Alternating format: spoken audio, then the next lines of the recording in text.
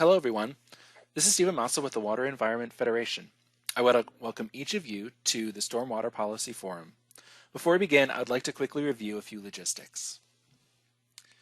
The PDF PowerPoint presentations are currently available in the Handouts pane of the GoToWebinar panel. During this webcast, while you cannot speak directly to the presenters, you will have an opportunity to submit questions by typing your specific question into the GoToWebinar pane that appears on the right-hand side of your computer screen.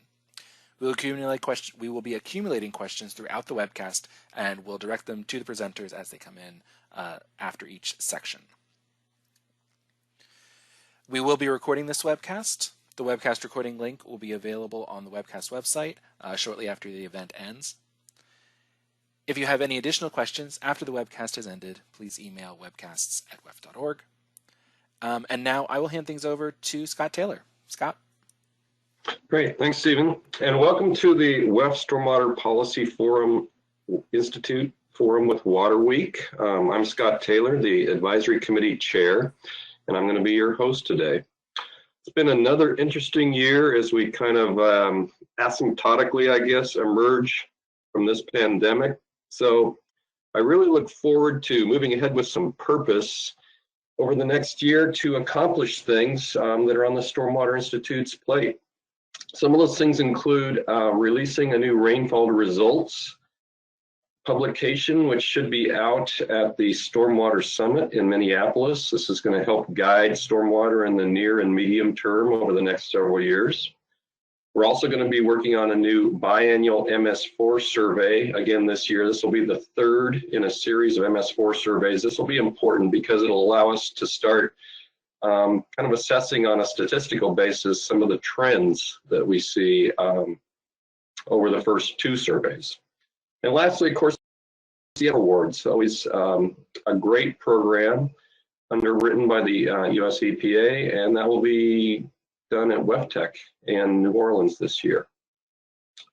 For today, though, we have an interesting program for you. First up is our keynote speaker, Dr. Andrew Sawyers with the EPA Office of Wastewater Management. I'm going to have Bianca, our Stormwater Program Manager for WEF, introduce Dr. Sawyers. Bianca.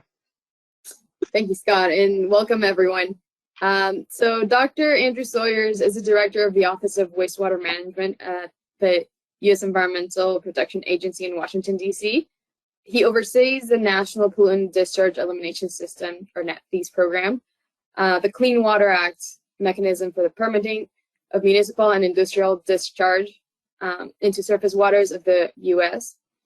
As the director of the OWM, Andrew is also responsible for multiple technical and financial assistance tools for the development and maintenance of the country's wastewater infrastructure, including WEF, the Clean Water State Revolving Fund, or also known as SRF, and EPA's Water Finance Center. He previously worked at the Maryland Water Quality Financing Administration, where he managed the state's Clean Water and Drinking Water SRFs, and the Maryland's Chesapeake Bay Restoration Fund. Andrew has a PhD from Johns Hopkins University in Geography and Environmental Engineering. And with that, I would like to welcome Dr. Andrew Sawyers from US EPA.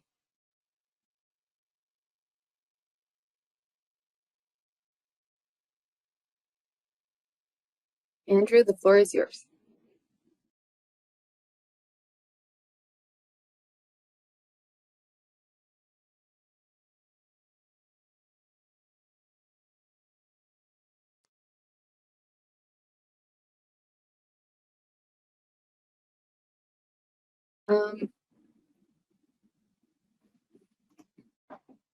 Andrew? Yeah, we'll see. Speaker? I don't see him. Well, broken back, so it's my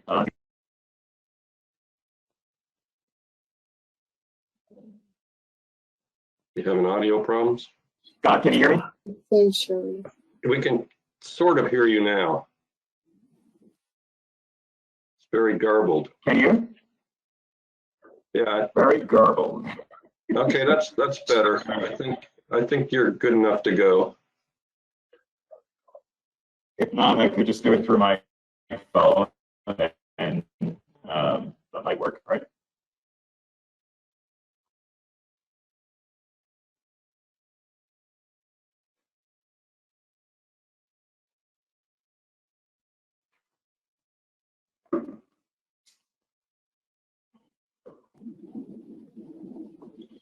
All right. Okay.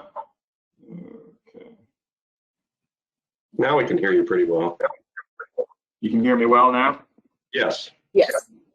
All right. Not sure exactly what happened, but I'll go ahead and get started. And Steve, text me if something happens, and then I'll just dial in through my phone. But so Bianca, Scott, WEF, Steve, everyone, thanks for having me. I was just having a conversation with Steve this morning about stormwater, frankly, and some of the work that we're doing in our office, and the need for us to continue to sort of just expand our preference, our presence in this space. You know, we have done a lot of work over the last several years, and I think it's critically important for us to continue to focus on expanding on the ground work in stormwater and help using stormwater mitigation, you know, practices, if you will, to address many of the issues in the NPDES space. And so, you know, to me, it feels like we're just about at the right time to not only invest in stormwater, but just to expand some of the opportunities that we all have been thinking about. And I can sort of mention to you that a lot of work is going in, a lot of our staff at EPA in the Office of Water, particularly in the Office of OWM, have been thinking about how to address stormwater and you know, use stormwater mitigation as a vehicle to not only issues around flooding, but perhaps affordability. And you know, we have a significant emphasis on underserved communities and how we could engage and integrate stormwater practices to support some of the work that we're doing in underserved communities. So again, happy to be here to share some of our perspective with you all. You know, I feel fortunate to be having this conversation with you. Again, as I noted initially, I just think we're in a pretty exciting time in terms of opportunities ahead. And I think WEF's integrated framework, where you're looking to find solutions around research, technology innovation, frankly, issues around workforce, and ultimately stormwater development. I think it captures that framework. I think captures much of what I like to characterize as multimedia approaches with multiple benefits, and many of those benefits accruing to especially low-income communities. And I think that's tremendously important at this time. And so I applaud the work that WEF continues to do in this space. As Bianca noted earlier, I work in the Office of Wastewater Management, and you know, our office promotes, you know, we're busy advancing wastewater infrastructure ideas on the ground through our many infrastructure programs. And we spend a significant amount of time working to improve water quality through the NPDES program. I got a text. I thought it actually was telling me that you can't hear me. So it sounds like you can still hear me. But again, OWM, you know, much of our efforts are around the infrastructure side, and then a significant portion of our work is on NIPT's permitting program. And so together, those two programs, I think, are central to, frankly, the topic that I want to spend some time on today, stormwater and wastewater infrastructure investment. So I've been asked to talk a little bit about the bipartisan infrastructure law. And going forward, I'll refer to that as BILL, and obviously our stormwater program. And so I hope I can cover those areas and in a way that sort of brings a bit of perspective from the agency, both in terms of where we were, and I'll talk a little bit about where we were. I like to think back, you know, a couple decades back in terms of where we were, and I'll talk a little bit about where we are now, and then some opportunities going forward. And then once we're completed, then I invite your questions at the end.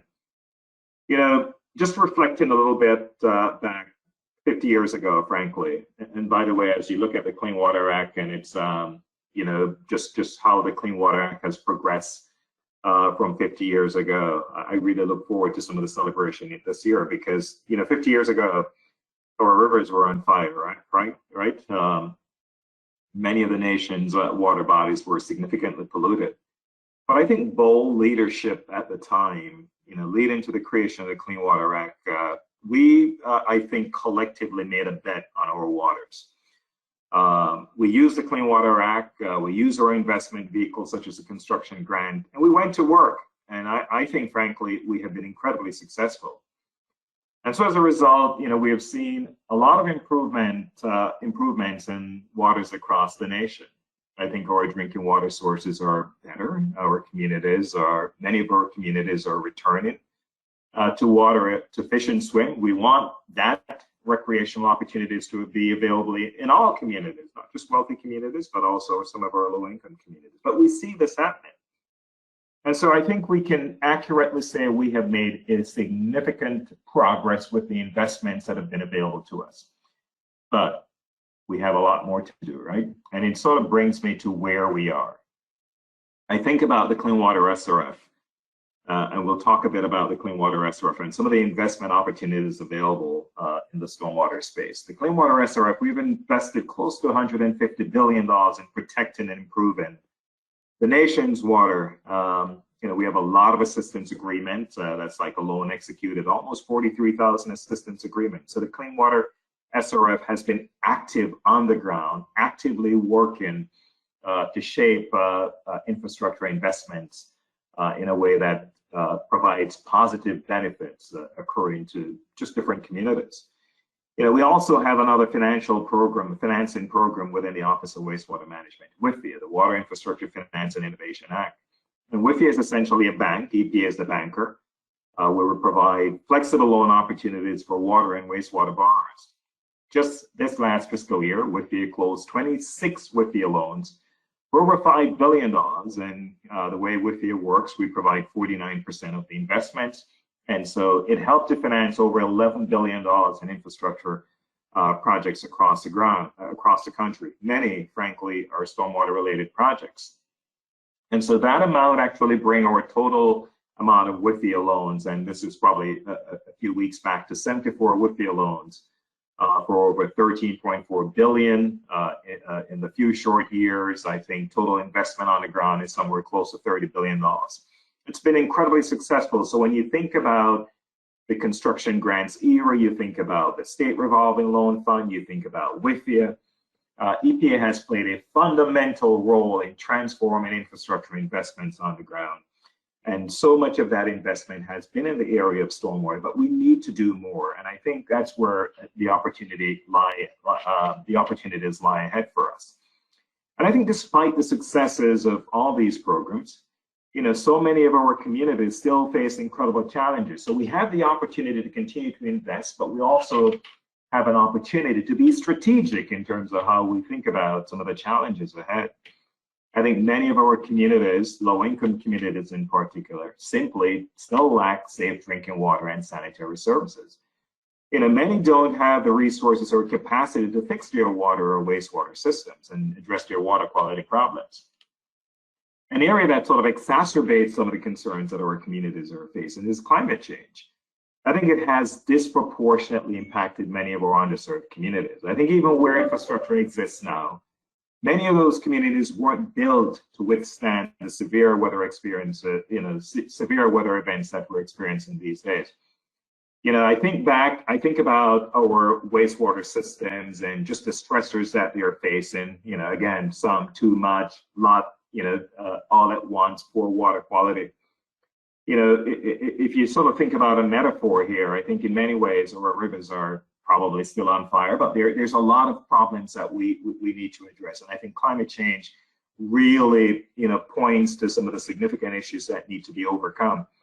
I was reading an article a couple of weeks back, and I've been telling this story quite a bit. I read this article a couple of weeks back where in 2021, we had about 18 weather-related events, costing about $1 billion each, combined over $100 billion, right?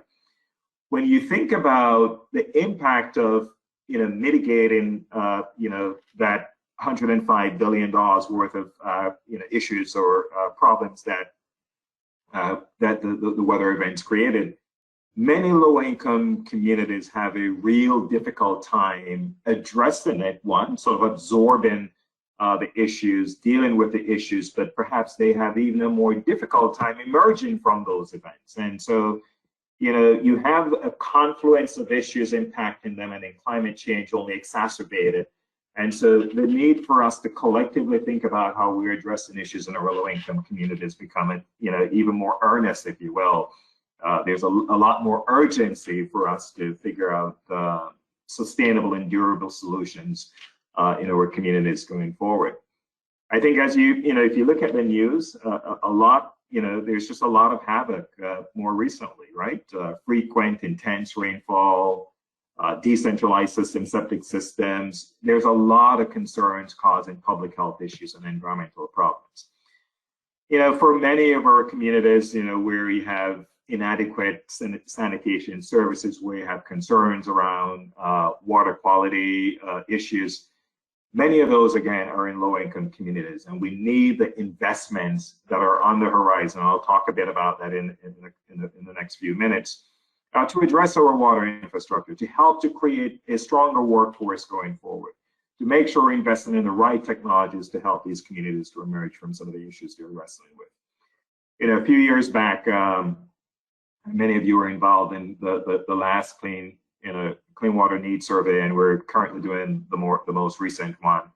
But a few years ago, I think we had the need was about $270 billion for wastewater infrastructure. And so the need is out there, obviously. We suspect that it's much greater now. But fortunately for us, I've just talked a lot about the issues that we're wrestling with. I think fortunately for us, the bipartisan infrastructure law, or bill, I think in many ways it was informed by many of the challenges that I just spoke of, issues around climate change, drought, flooding, poor water quality issues, public health crises, frankly, significant risk to the natural environment. And so the bill, I think, makes an unprecedented investment in water infrastructure to ensure clean and safe water for many communities. Frankly, it's a significant down payment that I think will address many of the concerns that we are thinking about how best to solve going forward.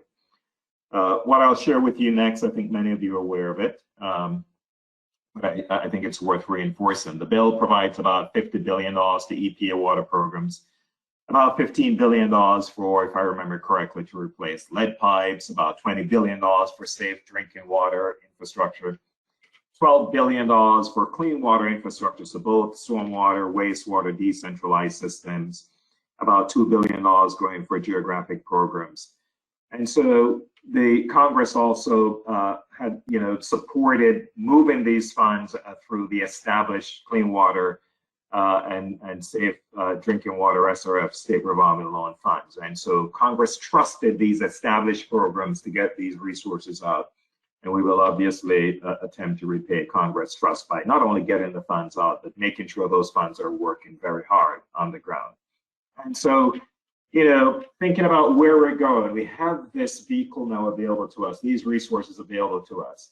And despite the challenges that I just talked about, that we're facing, I think it's an incredibly exciting time.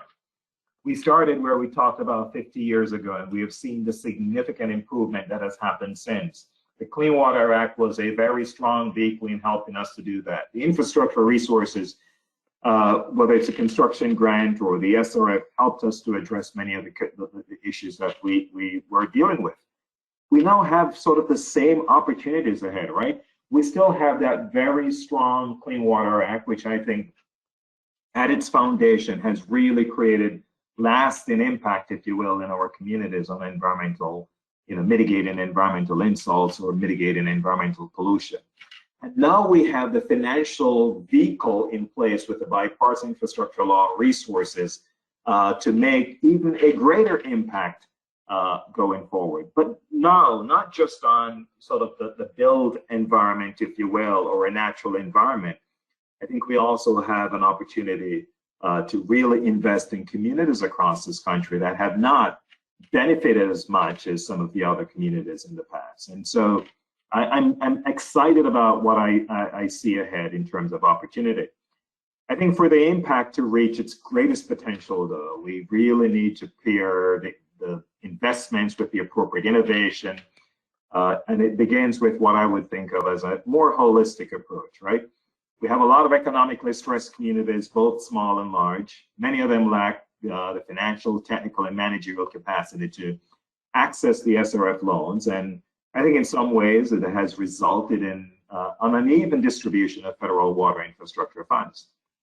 And so there's a real import here that we start to think through the best ways to provide financial, technical, and managerial capacity support, technical assistance to many of these small, economically stressed communities, again, both large and small.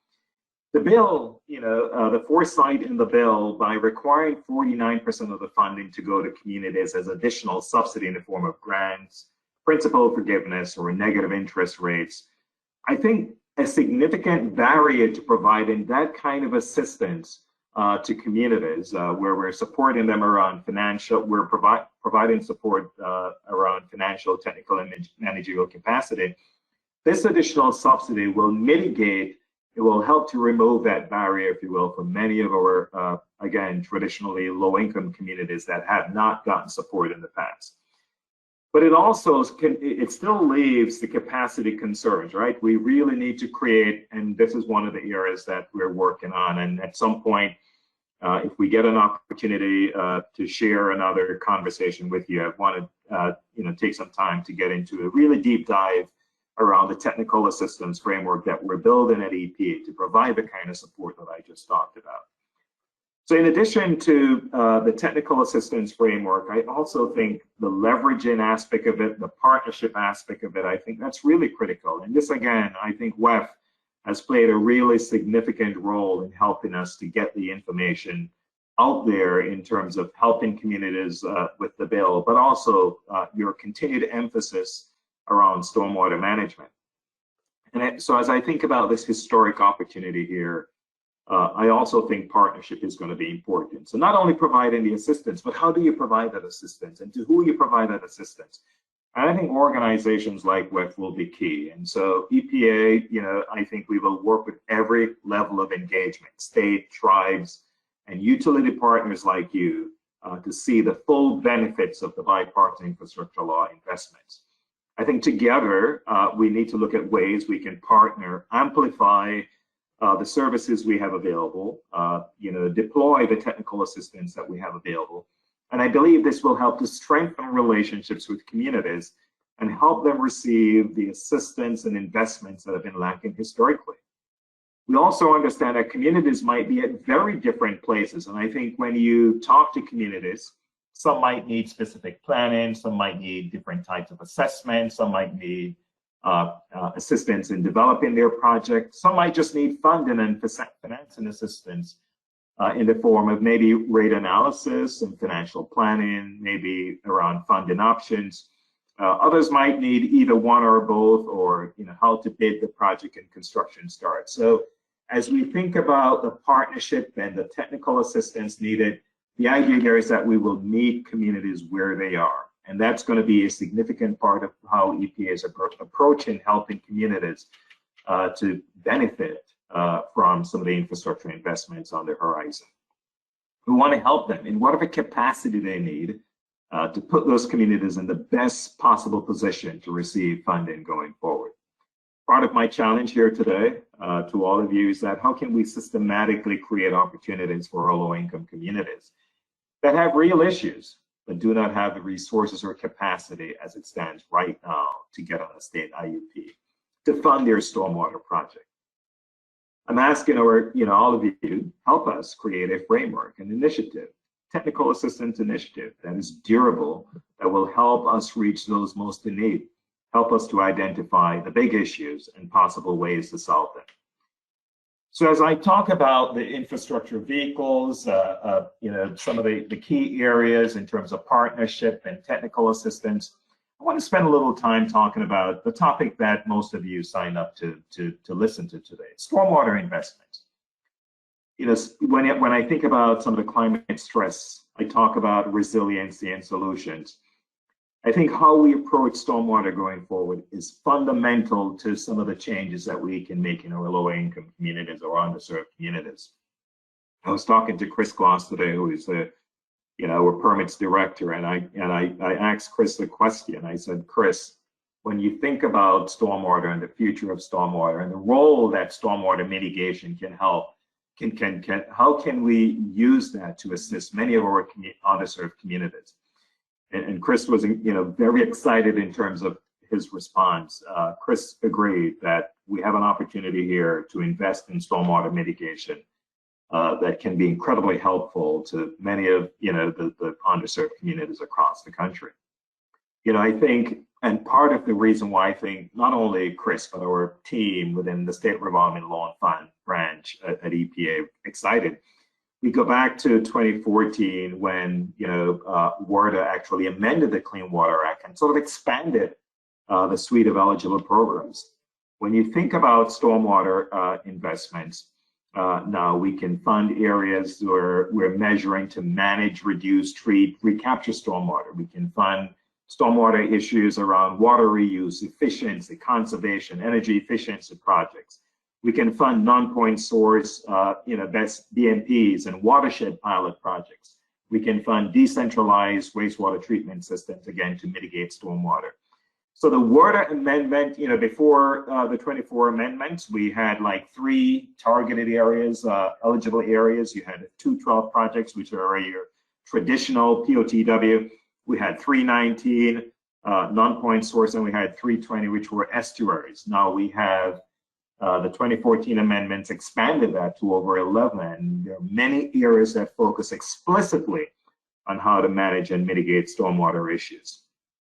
So we have this opportunity with the funding from Bill to really double down on green infrastructure and climate resilient solutions. I think now more than ever, resilience is needed to mitigate the impacts of climate change and to ensure that we have sort of a long-term viability of water infrastructure in the communities that depend on it. We need to figure out ways to provide additional support for strategic citywide application of green infrastructure, which is such an essential element of managing stormwater, and see how GI, green infrastructure, can help to equalize access to environmental protection, creating a healthy environment for many of our communities who, who need it, and especially in areas where we can provide training opportunities. A couple things that have happened in our shop that I think are worth mentioning here. In May of last year, we relaunched the Green Infrastructure Federal Collaborative. This, that's a cooperative effort that fosters engagement and cooperation between agencies, actively work to promote implementation of GI. And, a couple things onto this, we have this sort of coordinated efforts where, the collaborative provide a platform to publicize just the many benefits. I like to talk about multi-benefits, and, the collaborative helps us in that way, where we're talking about environmental, economic, and social benefits that accrue from GI. In addition, the Federal Collaborative also facilitates strategies that fosters climate resiliency, encourage equitable implementation of green infrastructure in all communities. And so over the next year or so, we see this Federal Collaborative starting to host a series of webcasts that will discuss funding and technical assistance opportunities that advance implementation of green infrastructure and nature-based solutions. Green infrastructure are, only part of, I think, sort of the realm of possibilities on the stormwater management. We also work on the concept of integrated planning, and I think many of you have heard me talk previously. I'm excited about the concept of integrated planning. I want to see integrated planning deployed much broader than it is. I think this framework that encourages municipalities to use all the existing flexibilities that are available to them, to think holistically about wastewater and stormwater investment in order to prioritize what is most effective, what is best for them initially. They could prioritize investments here and there based on resources available to them, but what is most effective in addressing some of the issues immediately. And so I think through, integrated planning, many communities have realized just there are a lot of benefits that can accrue from stormwater management through integrated planning. We recently released a report to Congress that showcased, I think, 13 communities and some of the significant water quality challenges that they are dealing with. I think we highlighted like Akron, Ohio, and some of the work that you're doing there. And I think Lisa Biddle is, on your schedule, and Lisa will talk a little bit about some of the technical resources we have available working with the environmental finance centers and to provide some additional ideas about how best to sort of expand stormwater mitigation. The bottom line here is that communities need to know that stormwater projects are eligible for funding. We have some really neat tools, whether it's through GI or integrated planning, that they can all utilize. And so we're going to continue to provide as much information as possible to make sure that our communities are aware of those tools. So before I close, I just want to spend maybe a minute or so on our Clean Watershed Needs Survey. Really excited about it. Frankly, WEF, thank you for some of the work that you did initially. We now have a renewed focus on stormwater management across the country to address, make sure that we're capturing the needs, the stormwater-related needs in our Clean Water Needs Survey. We recognize that stormwater and non-point source needs have been underreported in past surveys, and we intend to capture these categories to the greatest extent possible in the 2022 Clean Water Needs Survey. And so, in preparation, we have a sort of a state-level partners. We designed this new portal. We developed these new cost estimation tools to help documenting the cost. We streamlined the documentation. So significant credit to the EPA team and the work that they have done, and a significant amount of gratitude to be expressed to WEF and your partners in helping us to get, to design it in such a way, and hopefully we can get as much information as possible. A couple things on the horizon here. The need survey ends February 20th, 2023. So I'm asking you all, to the extent possible, help your communities, to encourage your communities to submit information on stormwater and wastewater needs. The state coordinators have until May 31st to submit proposals for different methods to calculate and document your state needs. But again, this is going to rely on us as partners really encouraging our communities to get the information in. So I'll close by, again, thinking back 50 years ago, and my hope is 50 years from now, when we look back at this moment, I think my hope is that we will remember it with a lot of funness, right? We will remember that we were very intentional in terms of what we wanted to focus on, changing the way we invest in America's low-income communities infrastructure, changing the way we invest in stormwater. And I think my hope is that we can collectively take pride in just not the legacy, but thinking about, what's the legacy going forward and how more benefits can accrue to our lower income communities. I've been thinking a lot about this, over the last several months. We made a bet 50 years ago on our waters using the Clean Water Act, and we were incredibly successful. I'm asking, the thing that I've been challenging myself, and I'm frankly challenging everyone now, let's make a bet on our communities. Let's make a bet on our underserved communities, again, using the Clean Water Act, the investments that are available to us to realize a better future for many of America's low-income and underserved communities.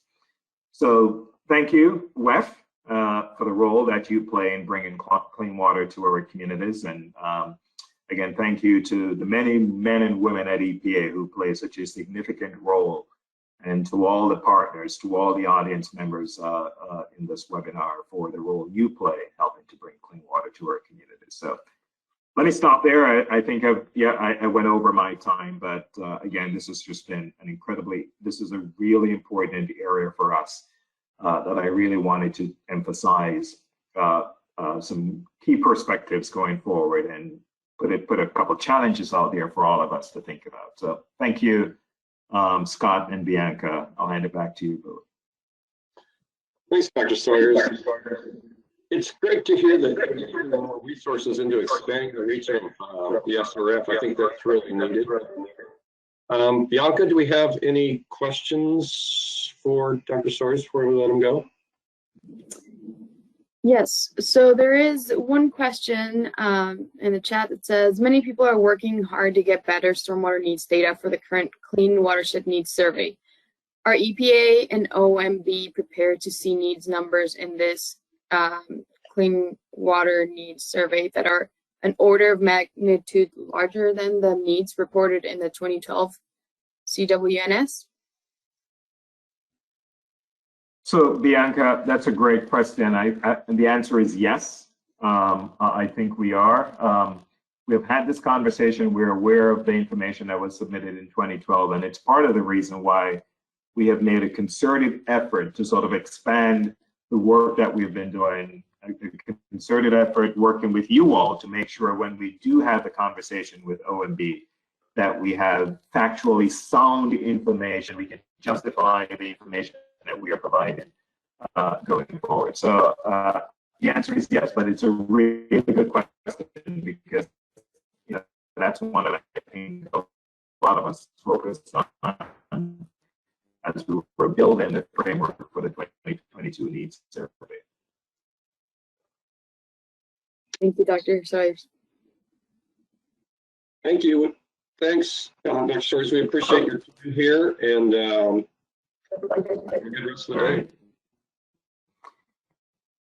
day. I think I'm off. Wow, I think we're losing his audio again. Sorry. Yeah, no problem. Thanks again. All right, we're going to move on to our congressional update. And in the agenda, you may see that we have a couple staffers from the Hill poised to do that. But our Legislative Director, Steve Dye, assures me that you have to remain fluid when you're dealing with congressional staffers. And today is an exceptional example of that. So I'll let Steve untangle where we are with this, but fear not, we still have a great congressional update for you. And Steve, I guess that's probably your most recent introduction, huh? Take it away. That's adequate. Thank you, Scott. And thanks, Andrew, Dr. Sawyers, for your time and all your insights there. Really, really appreciate it. So I wanted to take a few minutes to run through what's been happening on Capitol Hill and what will be happening in the coming year or so. As Scott said, we had originally, and many of you, I think, had been on our Stormwater Policy Forum meetings and webcasts before. We did webcasts last year and the year before. We've done them in person for a couple of years prior to that. And you recall we usually get a couple congressional staffers to talk to us about what's going on in DC and what's going on Capitol Hill. Unfortunately, and we've been fortunate in that over the years, but unfortunately this year we had folks lined up, but they had to bail out on us at the last minute due to lots of other professional obligations on the Hill. When your member is a senator or a chairman or a ranking member of an important committee and says, I need you to cover something and do something and meet with me, they take precedence over us, unfortunately. But nonetheless, we have a little bit of an update here, and I can kind of run through things. And despite their not being able to appear, I still thank Shannon Freedy and Ryan Hambleton from Shannon from Senator Ben Cardin's office and Ryan from the minority staff of the House Transportation Infrastructure Water Resources Subcommittee staff who were supposed to join us but got called away. So thank you for almost making it. Let's go to the next slide, please. So I just wanted to, and Andrew did an excellent job of kind of giving a big picture of what is in what they call an EPA, the Bipartisan Infrastructure Legislation Bill, what Capitol Hill calls the Infrastructure Investment and Jobs Act, IIJA, which is kind of where I come from, talking to the Hill folks, so I stick with the term IIJA a lot. Andrew gave a good kind of overview of some of the funding opportunities there. I'll go into a little more into the weeds on a few of the things, and maybe if you have any questions, happy to answer them. But I think the important place to start here is that this bill is a result of many, many years of us water professionals, people who are the stakeholders and communities across the country, engaging with Capitol Hill about the importance of increased funding for water infrastructure. They needed to hear from us, and they heard from us about the critical need for repairing and upgrading and replacing aging infrastructure. And so in hindsight, it seems like it took some time to get there, but in reality, that's sort of the legislative process. So sometimes for something particularly as large as this, when you're talking about $50 billion over the next 5 years in funding for water infrastructure in the form of drinking water, wastewater, stormwater, regional watershed programs, increased funding for all those things, that's a significant win for us. So, we'll be seeing that funding coming down the pipe over the next 5 years or so. Some of it guaranteed, some of it is authorized and needs to still go through the appropriations process, and I'll kind of cover that in a few minutes here. But it is a success for us, and I think from the standpoint of WEF's stormwater efforts, and that's you all who have been helpful in those efforts. We've seen an increase in the funding that's committed to going to stormwater infrastructure investments over what has historically been a fairly minuscule amount. So we see several new pots of money coming, as well as some money set aside that really ensures that some of that money is going to be going for stormwater infrastructure investments. So so on this slide, you see two things. On the left half is what you see is the guaranteed funding for that will be going for stormwater. Going for wastewater, clean water SRF program. That is in FY22. It's at $1.9 billion guaranteed, and I'll get into the specifics on that in a second. And then as well as they also have additional monies there for an emerging contaminants grant program that is for FY22, $100 million, and things like microplastics qualify as emerging contaminants under the guidance the EPA put out not long ago. So it'll bump up to $225 million in FY23. And then also on the right side of the screen, that's what it was authorized. You see the red area called the Clean Water SRF, $1.6 billion. They completed the FY22 appropriations omnibus package a couple months ago, and they actually put more money into the Clean Water SRF program, $1.6 billion into that program to help fund more stormwater, wastewater infrastructure investments through the Clean Water SRF program. And then also on the right side there, you see all those other numbers there and programs. Those were all authorized as part of the Clean Water, part of the IIJA. We'll get into the weeds on some of those in particular. And that list there isn't comprehensive. It doesn't include everything, but it does include some of the things that I think most directly impact folks in the stormwater sector, or indirectly in the stormwater sector as well. So next slide, please.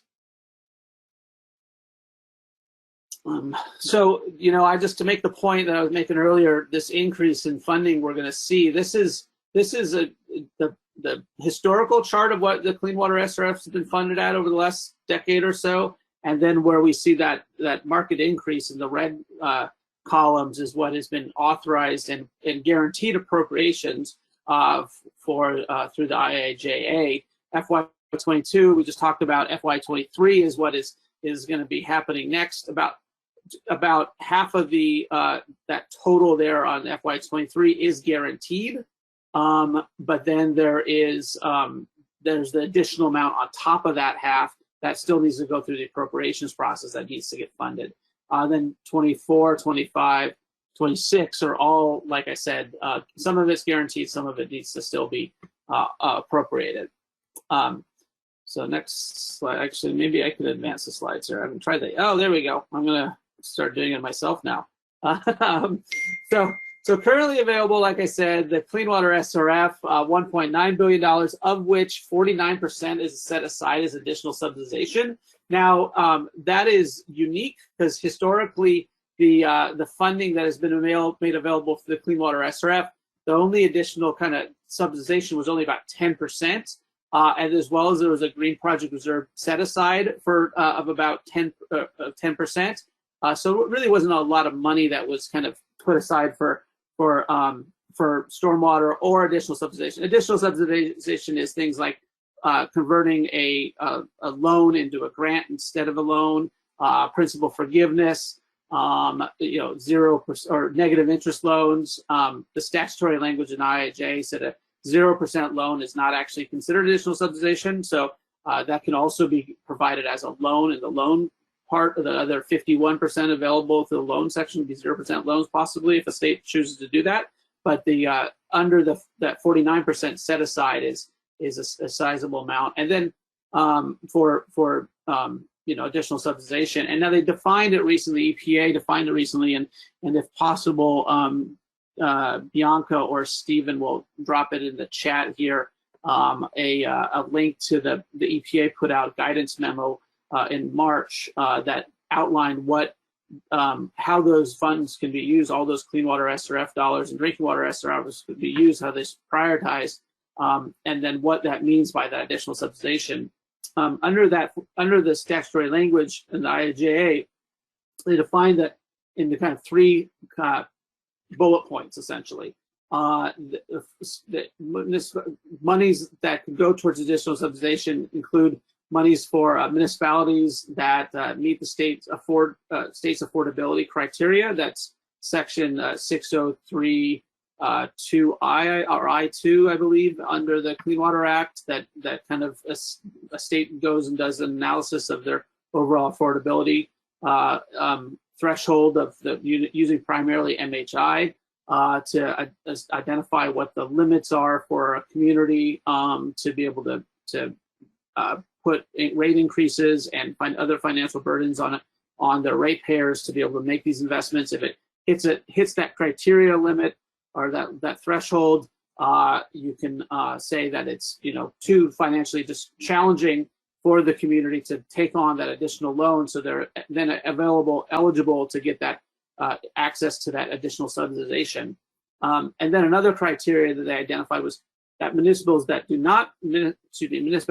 not meet the state's affordability criteria but seek additional subsidization to benefit individual ratepayers in a residential user class.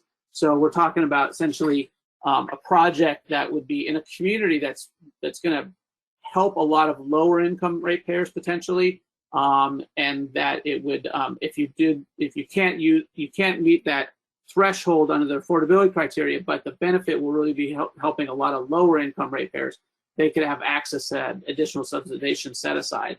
And that's good too, because I think you see in a lot of communities, stormwater challenges really, stormwater investment needs really impact a lot of lower income parts of communities. So you're hopefully going to be able to access more monies to go towards those sorts of investments that will help a lot of, let's say, environmentally communities that parts of communities that have had a lot of environmental injustice over the years, and as well as stormwater challenges. And then finally, this was the interesting other criteria that was identified in that memo, is entities that implement a process, material, technique, or technology that addresses water or energy efficiency goals, mitigates stormwater runoff, or encourages sustainable project planning, design, and construction.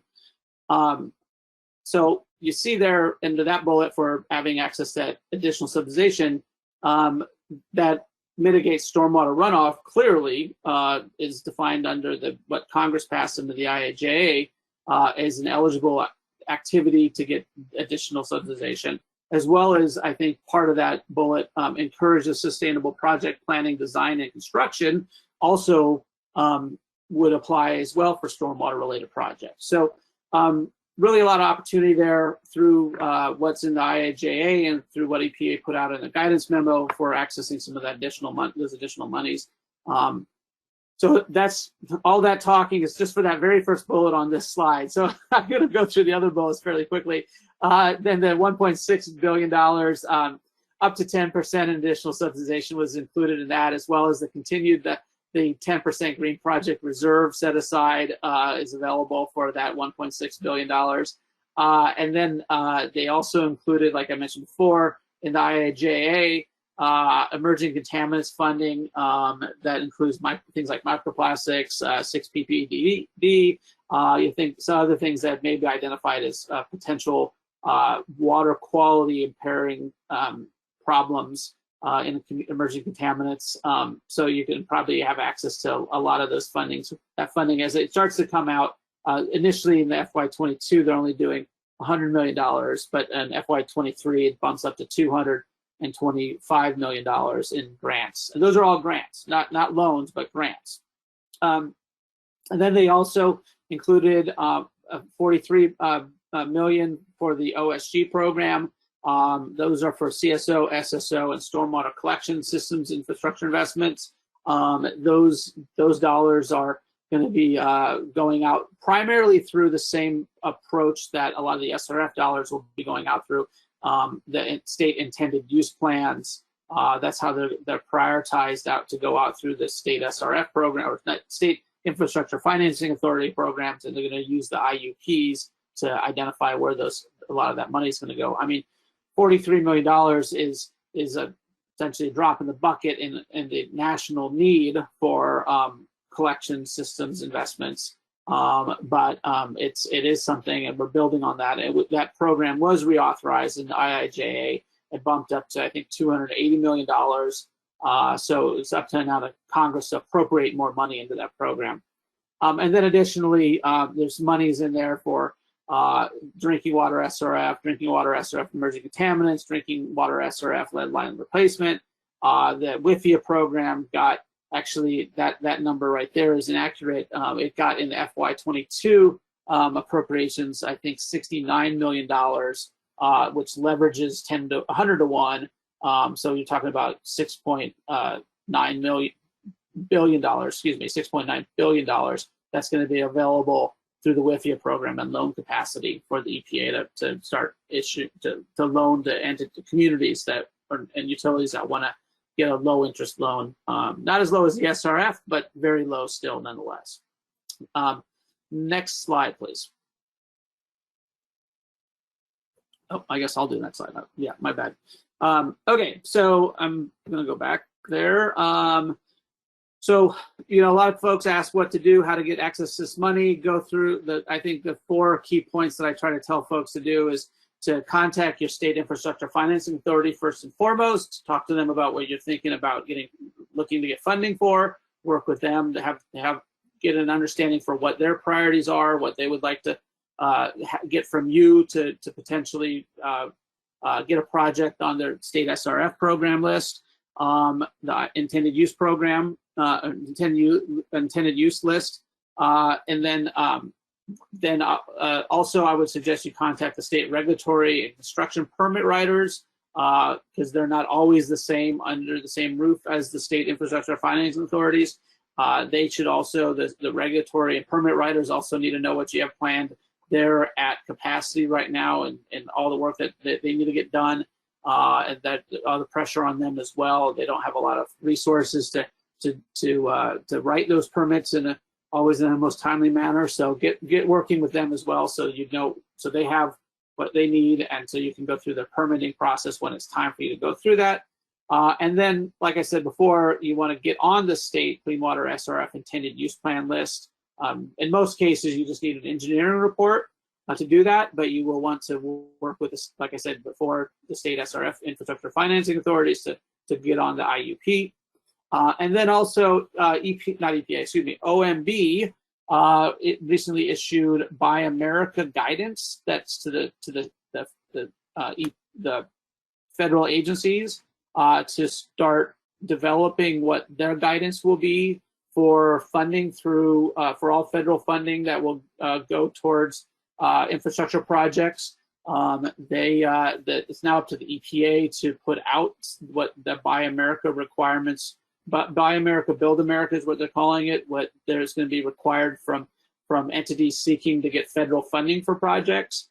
But you will want to, in your project, start kind of developing a list of all your equipment, technologies, pipes, valves, fittings, manufacturer technologies, construction equipment, all the way down to the cement you're using, things like that. You're going to want to develop a list of all of it and identify the sources of it. It needs to be made in America, has to be 55% of the cost of the product needs to be made in America. Not 55% of the product, but 5% of the cost of the product needs to be made in America.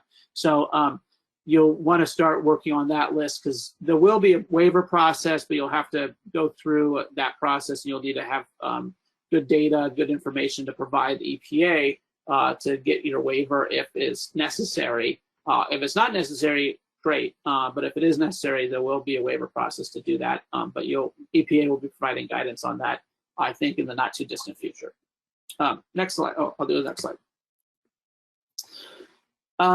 So as I mentioned before, the bipartisan infrastructure guidance memo that came out, this is the kind of what I just spoke about extensively a minute ago.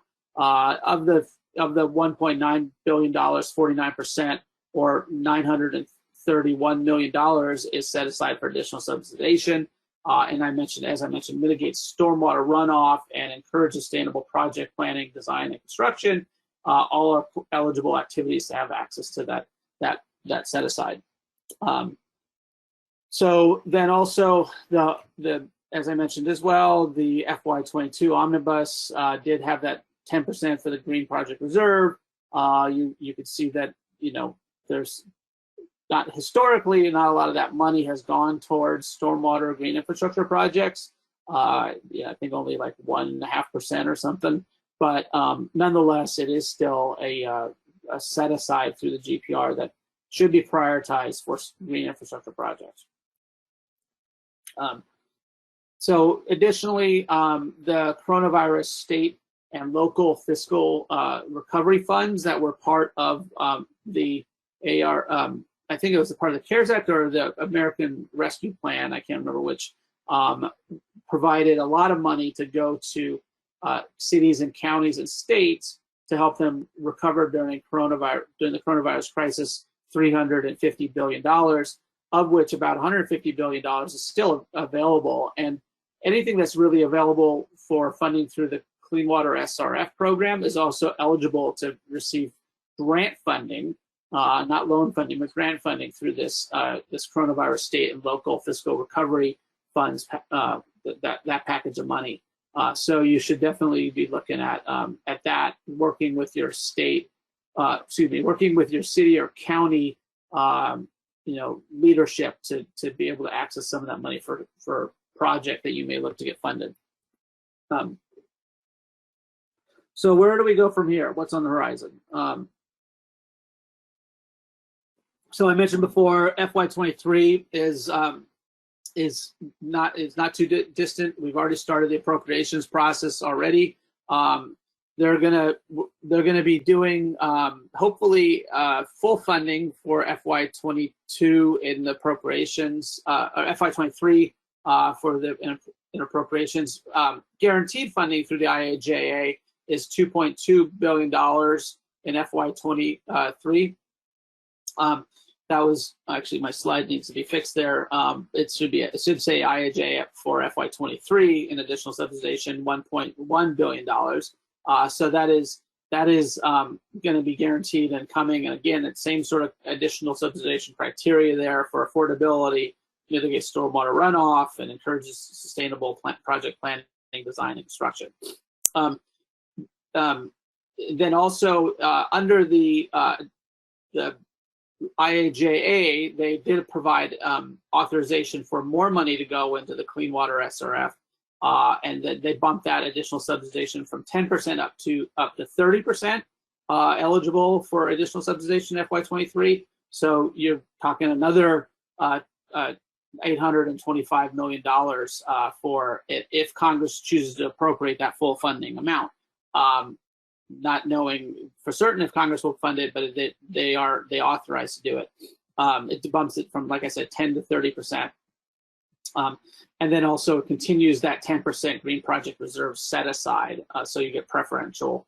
At least 10% of the funding is reserved for things like green infrastructure, energy efficiency, innovative project plans, innovative projects, things like that.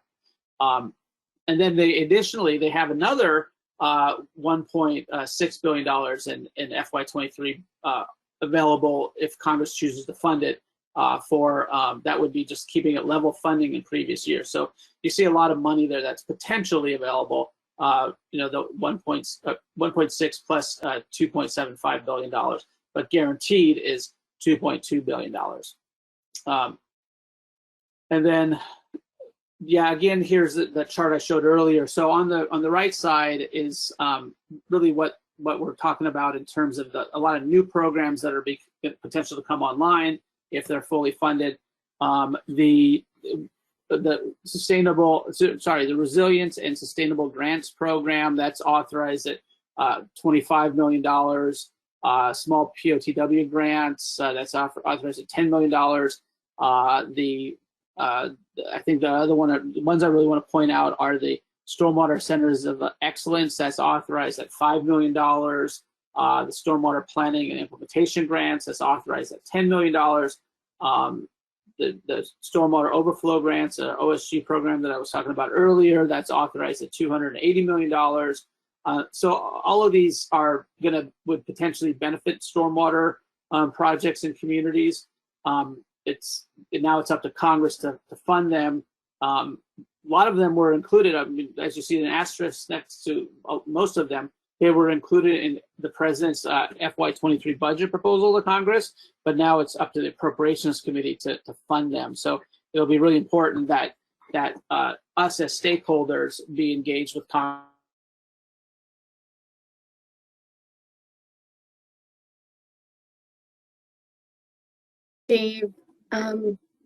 Steve, we lost. Steve, can you hear us? We lost your audio.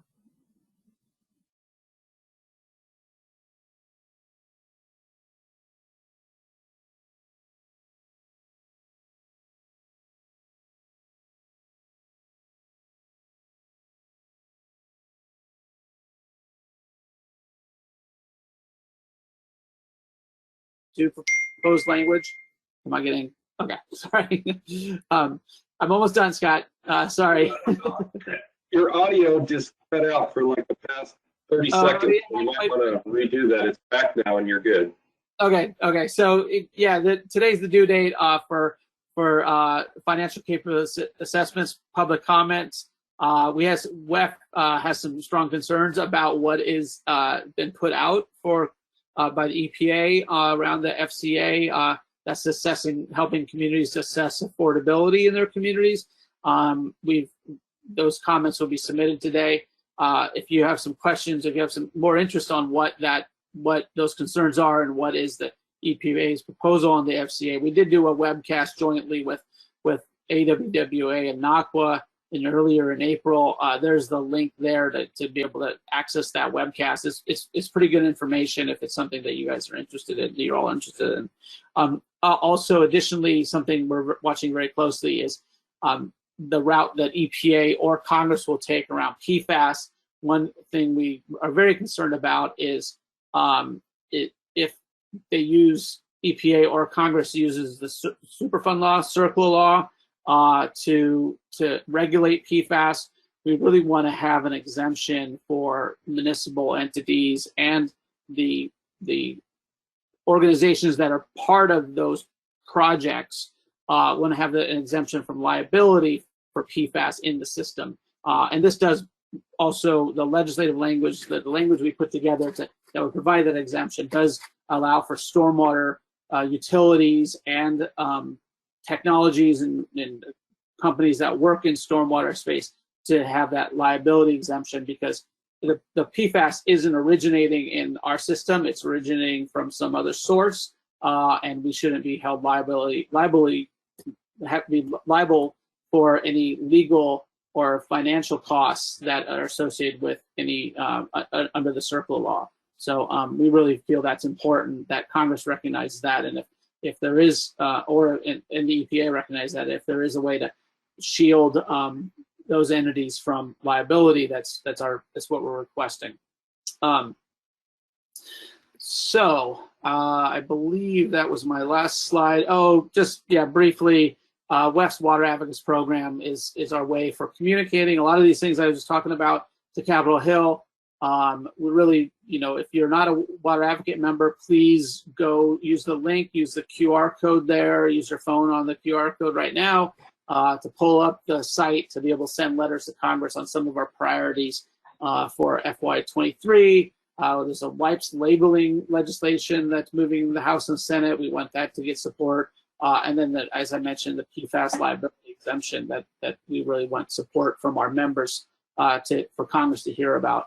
It's really important that Congress hears from you all on these things. And so please use our Water Advocates program to do so.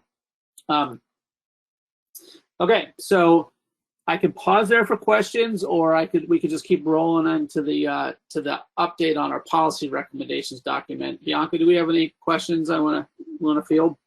Yes. So there is one question from Robert Traver that says, do we work with education of public officials? Is there synergy between programs, or is each separate?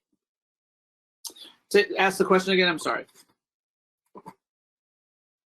So there's a question from Robert Traver that says, do we work with education of public officials? Is there synergy between these programs, or are each of these programs separate? I guess I'm trying to understand the synergy between all the programs I listed there. I guess I went through a whole lot. I know that. I think it maybe the kind of the core of the question I'm trying to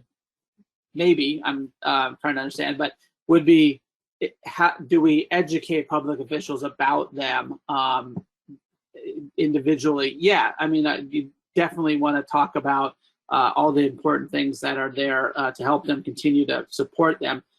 They're authorized at this point. That's great. So Congress has already bought into supporting them. Now the important part will be on the appropriation side of things. So, not all members of Congress are on the Appropriations Committee in the House and the Senate. They're a fairly small group of members of Congress who have a whole lot of power on the budget.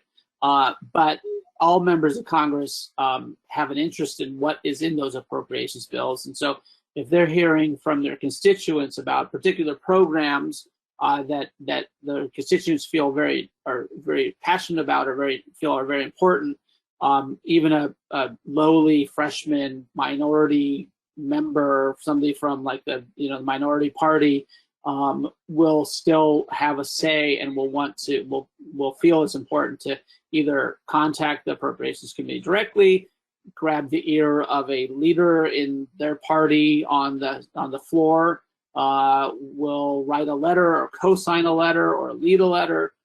Every little thing like that counts. So every opportunity that you have to engage with your member of Congress about any of the things that you feel important about really does have an impact. That helps them understand the importance of it in their community, and then to engage with the powers that are in Congress to make sure that those things are funded. Thanks, Steve. Yep.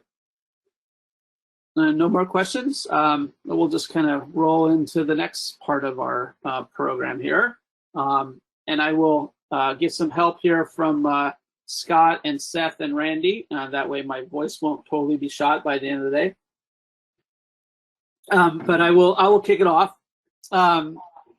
So every year, WEF and NMSA, National Municipal Stormwater Alliance, collaborate on putting together a set of policy recommendations to Congress on what we feel from hearing from our members and a fairly strong working group of folks to provide input in development of the policy recommendations document.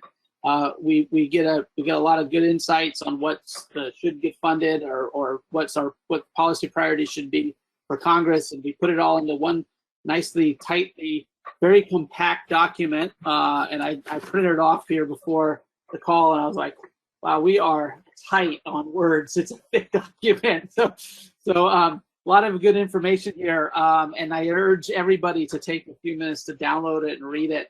It was included in some stuff I think Bianca sent around. It's also linked to here in a slide here in a minute. But we've had a lot of success with this document over the years. And Andrew actually spoke kind of about one of the successes earlier in his remarks, where he said thank you to WEF and NMSA essentially for their support on the helping to get the clean water needs survey to where it is now, because that was something we were probably one of the only organizations talking about it on Capitol Hill, and we put it in this policy recommendation document 5 years ago or something. And we kind of, and our members, you all had gone to Capitol Hill and talked to the key members of Congress about that. And the importance of it was that the Clean Watershed Needs Survey wasn't capturing the need of needs for stormwater infrastructure investments in communities across the country. And the needs survey really drives a lot of decision making by Congress on how to fund the SRF program and how to fund other programs like the OSG program and establishing new programs like I was just detailing earlier. And so without that good data in that needs survey, Congress isn't going to get as much behind it as they need to be getting. So we were fortunate to get money in the appropriations bill a couple years back to get that needs survey process started. And then we got this authorization language in the IIJA for the needs survey for $5 million and it to be done in a more timely manner. So those are the sorts of things that are those little wins that are part of our recommendations document. That, like for instance, the centers of excellence that I mentioned earlier was in our recommendations document. Planning and assistance grants were in the recommendation. Lots of different things have been in the recommendations document over the years, and they've shown up in actually legislative policy passed by Congress. So with that, we're gonna take a few minutes to go through this year's recommendations document to kind of cover what those things are, and then maybe have some time for some questions if we towards the end here. So we have 4 core recommendations. We usually try to keep it to 4. There's the link there. I know it's a long link, but that's how you could pull up the document. I think, like I said, Bianca included it as well in something she sent around before. But the 4 core recommendations are advanced stormwater provisions from the bipartisan infrastructure framework, stormwater infrastructure funding tools, fund Atlas 14 countrywide implementation, and provide for comprehensive source control for stormwater pollution. We'll get into the details on those here as we go forward. So on the first one, advanced stormwater provisions in the bipartisan infrastructure framework, I kind of spoke to these earlier. There's a lot of things that were authorized as in that IIJA that really now need to get in the budget. The centers of excellence need $5 million. The stormwater community planning and implementation grants, that was authorized. That also is authorized at $10 million. And it's $10 million. The OSG program needs $280 million. So all these, I'll continue here. A new program to help for Healthy Streets program within the transportation part of the bill will provide money for high albedo road surfaces and porous pavements. That's eligible for $100 million. There's the $225 million authorized in need appropriations for the Clean Water Infrastructure Resilience Sustainability Grant Program. And it specifically says in the statutory language that funds will go towards municipal stormwater projects through that grant program, as well as the Alternative Source Water Pilot Program is authorized at $225 million. And that does specifically say municipal stormwater capture and aquifer recharge from it. And then as well as a $10 million for small and medium POTW circuit riders. And it does say specifically in there that the circuit riders will help communities develop plans for managing stormwater. So let's see if I get the next slide. All right, there we go. And then, like I said before, the Clean Watershed Needs Survey was authorized for $5 million over the next 5 years, and so that needs to be funded in the FY23 budget. There's also rural and low-income ratepayer assistance grant program that'll help communities provide assistance to their ratepayers who are unable to bear the burden of increased rates. to help them meet their Clean Water Act compliance. So we really want to see funding go into that new grant program. It was authorized, no specific dollar amount established for it, but now it's up to Congress to fund that, to establish that new grant program with funding. And then also, as I mentioned before, the Clean Water State Revolving Fund is authorized at $225 million when that fully funded, and then the $225 million for emerging contaminants. Actually, that's guaranteed. So my mistake on that bullet there, that actually is already guaranteed. We don't need to ask for that. So we're good on that one. I think with that, I will pass it on to Seth and Randy to talk about some of the tools that we've recommended for stormwater in the package. Yeah, thanks, Steve. Again, for the sake of time, we'll run through these items quickly. For the second item, item on the Ask document is focusing on funding tools, of course, because of the high priority of needs this way. The two that are highlighted here is on asking for the establishment of a construction grants program specifically for stormwater. If you consider that Wastewater had a construction grants program that provided a significant amount of investment in capital for during over a 20-year period or so.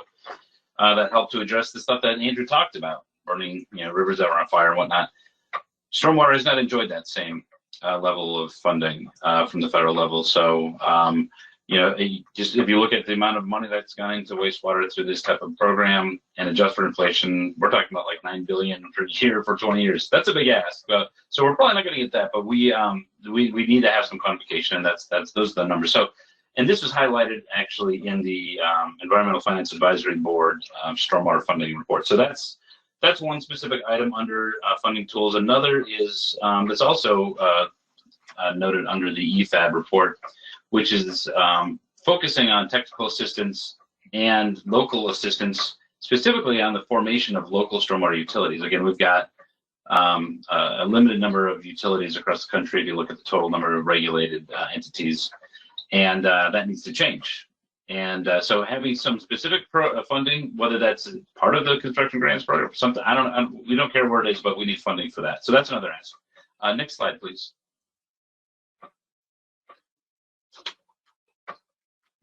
The two other points that, right there, perfect, thank you. Two other points to mention on this, and then Randy will take over here. The two I wanted to mention here are the OSG program, the Overflow and Stormwater Grants Program. The formula is, we're just asking for an adjustment. That's the specific ask, because the way that it's set up now, it focuses on precipitation as an indicator and prevalence in the IUP listings. There's not a whole lot of stormwater projects on IUP lists, intended use plan. Sorry, I shouldn't say the acronyms. And so that's puts MS4 investments at a limitation. And on when you're in a state that doesn't have a lot of precipitation or combined sewer flows, then obviously you're going to be limited in the OSG framework since they use precipitation. So we're asking to use other factors such as urbanized area, which is a better indicator of the actual costs for a stormwater program to be used in that context. So we're looking for an adjustment in that program. We also, as Steve talked about, we anticipate the OSG to be expanded in the future. We will, of course, ask for that as Steve allotted. So this could be a powerful funding program in the future. And the last item that I'll talk about here is the creation of a National Extended Producer Responsibility, or EPR fund. This is a fund that would be paid into by companies who generate plastics and waste that go into the environment that our MS4 programs have to now clean up, and other regulated communities have to clean up as well. So this is a way to internalize that externalized costs by creating a fund that can be used specifically for addressing trash and gross solids at the ground level, which is where the big source is. So with that, I'll hand it over to Randy. Great, thank you, Seth. One of the other very specific things we asked under this section, recommended under this section, was changes to the Clean Water Act Section 319 program. Currently, projects that are intended to directly comply with permit requirements are not allowed to be funded. And we recommend that that be changed. Interestingly, Congress did this in very simple, very short statutory language in the early 2000s, and they can do it very easily again, and we're recommending that. We're also recommending that they create a separate stormwater sub-program within the 319 program so that stormwater projects can more easily be funded. Next slide, please. So now we move on to the third of the four major asks in this document.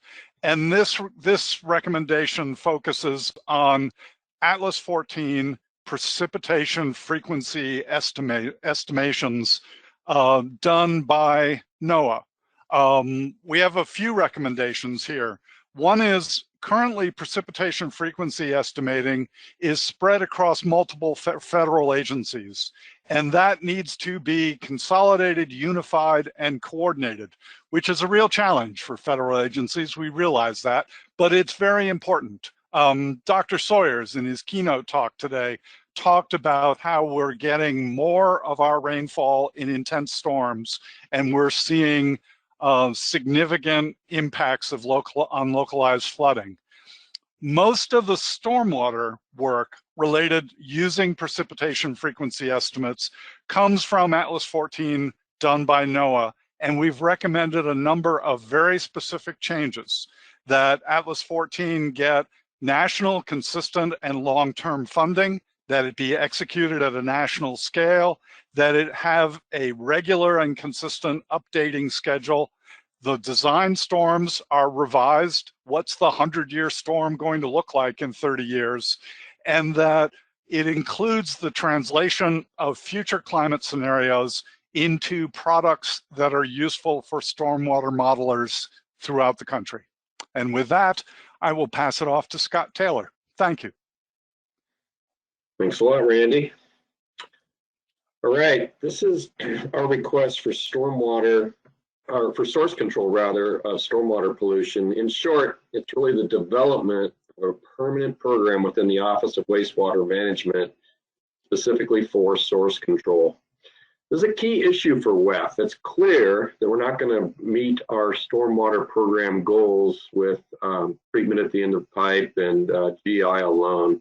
I'm sure you've heard about emerging contaminants. Well, I mean, Steve mentioned them in his talk.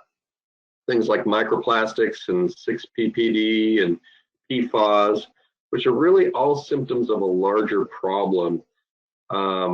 You know, there's just frankly too many pollutants out there for us to be addressing them one by one as we discover them, you know, in the environment once they've started causing a problem. Very difficult. So establishment of a source control program within EPA to specifically address this and tackle this on a proactive basis, whatever the best way to do that may be, is really the goal of this ask. So that's really all I had for number 4. As Steve said, this ask document is available on the Stormwater Institute's website as a downloadable PDF. Been going for about 5 years now, and it's gotten some good traction. I think at this point we have a few minutes that we can take some questions if there are any. Bianca, is there any for Steve lingering on legislation or anything that's come in on the ask document?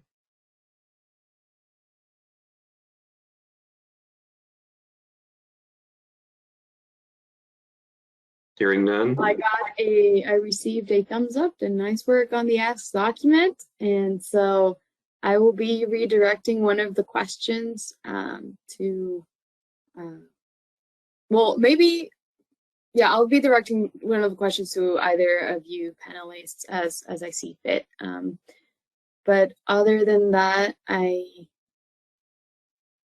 don't have, oh, I wanted to mention to the attendees that we will be there. If you are going into the national fly-in, there's going to be hard copies that you, of the recommendation document for you to use as you go into some of your meetings or just have some of the conversations with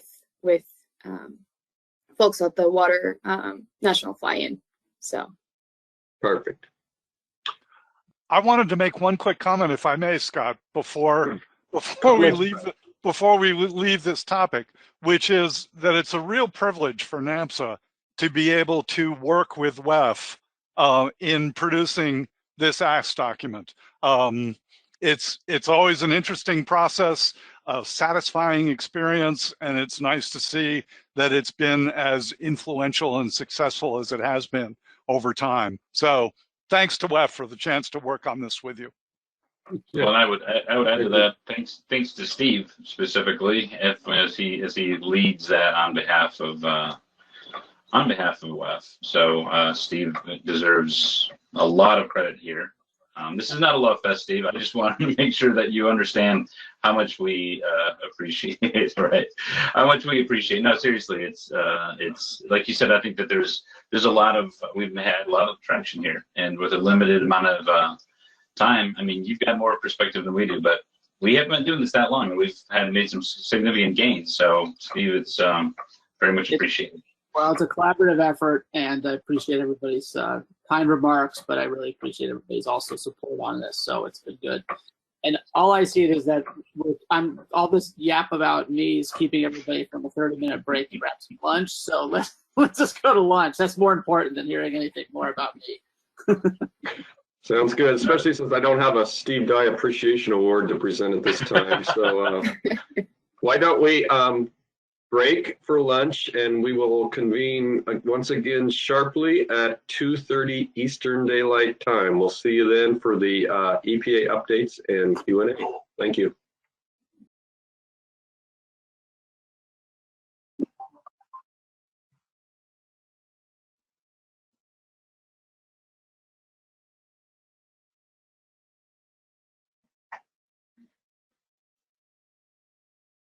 All right, we are back. Hopefully everybody had a good break and is ready to get right into our next two panels. With our first panel here is with EPA, and we have 4 EPA experts. Lisa Biddles with the Water Permits Division, Rachel Urban with the Stormwater Program Lead, Robin DeYoung, the GI Program Lead, and Heather Goss, who is the liaison between EPA and FHWA. And I'm going to have Bianca give just short bios for each of these ladies before we head into the panel, and there will be time for Q&A after they have some short presentations. So Bianca. Thank you, Scott. Yeah, so everyone, welcome back. And Miss Lisa Beadle is the Municipal Branch Chief in EPA's Water Permits Division in the Office of Wastewater Management. She has been working on wastewater, stormwater, and related policy issues for almost 20 years, first in the private sector and then in EPA's Office of Water since 2011. Lisa is a licensed professional engineer in Virginia and holds Bachelor's of Science in Civil Engineering from Bucknell University and a Master's in Environmental Engineering from UNC Chapel Hill. Lisa will be leading the presentation today, and her team will be joining her for the Q&A session. Her team, as Scott mentioned, is Robin DeYoung from the Green Infrastructure and Integrated Planning Lead in the Office of Wastewater Management. Robin has worked at EPA for over 11 years, helping state and local governments to achieve cleaner water, air, and adapt to climate change impacts. She has also developed EPA tools and written papers that estimate the multiple benefits of renewable energy efficiency and green infrastructure.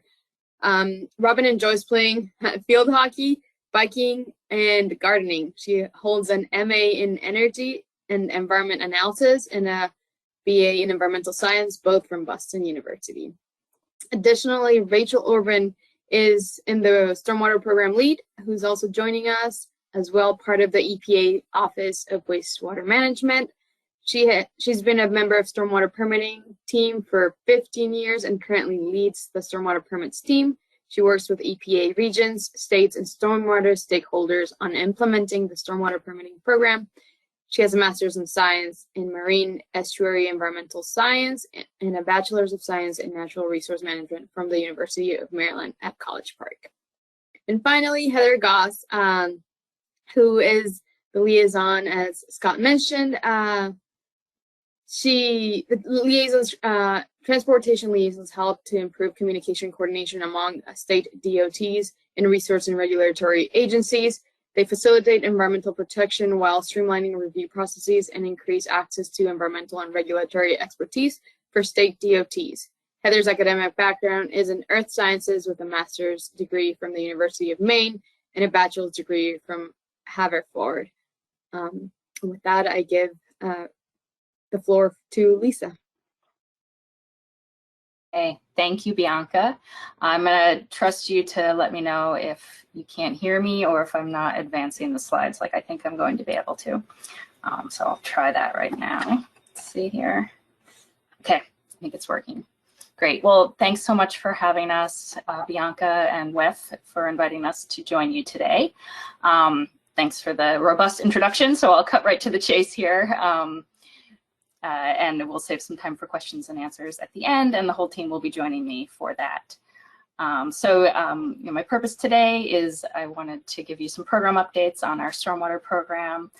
So I'm the branch chief of the municipal branch, as Bianca said, and our branch oversees stormwater permitting, municipal construction industrial, as well as some voluntary programs, including our green infrastructure programs and integrated planning.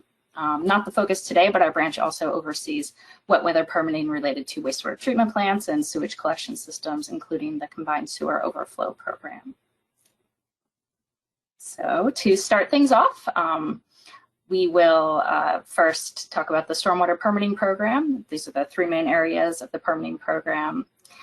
And we'll dive into the two general permits. So in coordination with our regions, our team writes two stormwater general permits. They provide permitting for certain facilities and areas where EPA is the permitting authority. That includes 3 states, the District of Columbia, US territories, except for the Virgin Islands, some federally operated facilities, and most Indian country lands. These permits are renewed and revised every 5 years. And we just finished a round of doing that for both of them, actually. So the construction general permit just became effective in February of this year. That permit covers about 15,000 permittees. And we have several updates included in that permit. And the slides that are going to be shared have links to the landing pages for both of these on our website. One thing I wanted to highlight for you is something that's coming out soon, which is a free online training program for inspectors that would be inspecting sites under the CGP. But that training is actually going to be available to anybody who wants to use it. The idea was to create a free training resource. It's not mandatory to use our training. You just have to check the boxes that our training is going to check for coverage under our permit. But it's just a new resource that's coming out. And then on the other side of the screen, the multi-sector general permit, that's our industrial stormwater permit. That just became effective in March of 2021. That permit covers 29 different industrial sectors. There's around 2,400 permittees under that permit. And related to that, we are currently undertaking an effort to update the industrial stormwater fact sheet series. We published a Federal Register notice to seek input on updates to these fact sheets this winter, and we're currently reviewing the input we got and planning next steps. So these are optional resources to help permittees, permitting authorities, and the public. Each fact sheet describes the types of facilities included in the sector, typical pollutants associated with the sector, the types of stormwater controls that may be used to minimize discharges of pollutants from those sites. And next here is all about our municipal stormwater permitting program. So we oversee municipal separate storm sewer systems, MS4 permitting. And the first thing on my list here, I just wanted to acknowledge that a recent development related to that program. The regulation of small MS4 systems has grown as populations increase over time because it's been based on the Census Bureau's definition of urbanized area. This typically expands every 10 years as the population is updated through the decennial census. However, as you may have seen, proposed last year and finalized just last month, the Census Bureau eliminated the definition of urbanized area. Therefore, they have not developed the urbanized area maps based on the 2020 census. And those are the maps that EPA and states typically use to inform the MS4 program. So we know this creates some questions, and we don't have the answers yet, but we are working on addressing those in the coming months, and we'll circle back with this group when we have some more information there. But in addition to looking at the potential needs to clarify that, we're also close to rolling out several resources to support MS4 permittees that I wanted to highlight for you. The first one here is the Stormwater BMP Fact Sheet series. Over the past few months, EPA has been publishing updates to these, they're referred to as the National Menu of Stormwater Best Management Practices. It's a set of over 100 fact sheets that were first issued in the year 2000. The menu of BMPs is based on the 6 minimum control measures and stormwater programs. And the practices listed in the menu of BMPs are the ones that EPA has found to be representative of the types of practices that can successfully achieve the minimum control measures. The fact sheets give information like applicability, implementation, and effectiveness information to help municipal stormwater operators. It's certainly, the list of BMPs is not all inclusive, and it doesn't preclude MS4s from using other technologies or sound practices. So it's just a suite of voluntary available resources that we are excited to have updated and back on our website. And the Stormwater team is also putting the final touches on a collection of communication tools called Stormwater Smart. These are tools that public works managers and communities can use to promote the value of sound stormwater management for creating a community where people want to live and work. The materials will support the outreach and education component of MS4 programs. And we are targeting rolling those out later this spring or early summer. Another MS4 permitting resource that we're close to finalizing is an MS4 permitting compendium on green infrastructure. This is another in our series of MS4 compendia. It's been focused, this one's specifically focused on examples of permitting conditions that require approaches that support green infrastructure in one of the 6 minimum control measures. And that's also something we're aiming to get out this spring or early summer. And another area I'll highlight for you that we've been working relates to offsite stormwater management. That's the idea of providing project developers with the flexibility to meet MS4 permit requirements to manage their post-construction stormwater at locations other than the project site under certain circumstances. So that can be, be it stormwater ponds or some more beneficial stormwater solutions like green infrastructure. And it provides regulatory flexibility for project developers to meet their local stormwater requirements in areas where they might be squeezed. So where there's right-of-way is limited, or it's just not practicable to build sufficient stormwater controls in the amount of space available. So it's one of the tools in our market-based solutions toolkit. So we've been working on this topic. We've spent the last several months in stakeholder conversations, and those conversations have helped inform what we should do next. Like our takeaways are that there's generally a need for more information about this topic and clarity of where it works well, what the guardrails around it may need to be in order to ensure that we're still being protective of our water bodies. So over the coming months, we plan to roll out a web page with basic information and links to existing resources, some case studies showcasing examples of how this is being used to meet water quality and community benefits and across the country. And eventually we'll pull together another one of our examples of permit conditions. And this will sort of showcase how permitting authorities are effectively building this flexibility into MS4 permits under the existing regulations. Okay, moving on. One area you're seeing a lot of work across EPA is relating to emerging contaminants and other pollutants of concern, many of which have a nexus with stormwater permitting and related programs. In the stormwater permitting program, we're interested in finding solutions to prevent pollutants from coming into contact with stormwater, and going beyond that to reduce or prevent the generation of pollutants in the first place. So this has come up several times during the talks today. We also know that it's often more cost effective to prevent pollution from being created at its source than to pay for controls or treatment or disposal of wastes. So when less pollution is created, there's fewer impacts on human health and the environment, and that's certainly the case for stormwater management. One point of influence in the NIPD space is to emphasize our permits best practices to reduce the exposure of stormwater to pollutants, such as using covered material storage on industrial sites where that's possible. And to improve information and transparency through monitoring and reporting requirements, which you see in industrial stormwater permits, as well as emphasized in EPA's PFAS strategic roadmap. Coming out soon will be a NIPD's permitting memo, providing more details about the NIPD's components in the roadmap, including addressing monitoring and reporting. We'll use draft method 1633 for screening, not for compliance, this is screening, monitoring at industrial facilities that are known or suspected to have PFAS in their discharges. Screening sampling with draft method 1633 will also be used at POTW's industrial indirect dischargers, looking at influent, effluent, and biosolids monitoring. And the draft method 1633, it samples for 40 PFAS analytes. Also in the NIPD space, we're emphasizing the importance of transparency and communication. For example, when a known PFAS discharger is being permitted, the notice of the draft permit will be shared with downstream water utilities to make sure they're aware that there's a discharger with PFAS conditions being permitted upstream of them.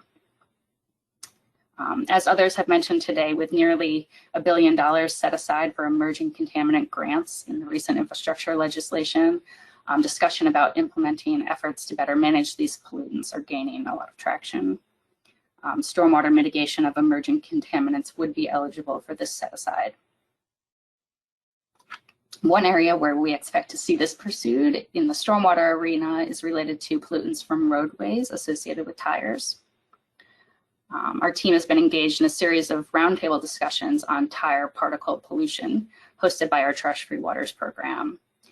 Their participants included water sector, tire industry, NGOs, state departments, departments of transportation, and academic researchers. And a summary of the learnings from those sessions will be published later this year.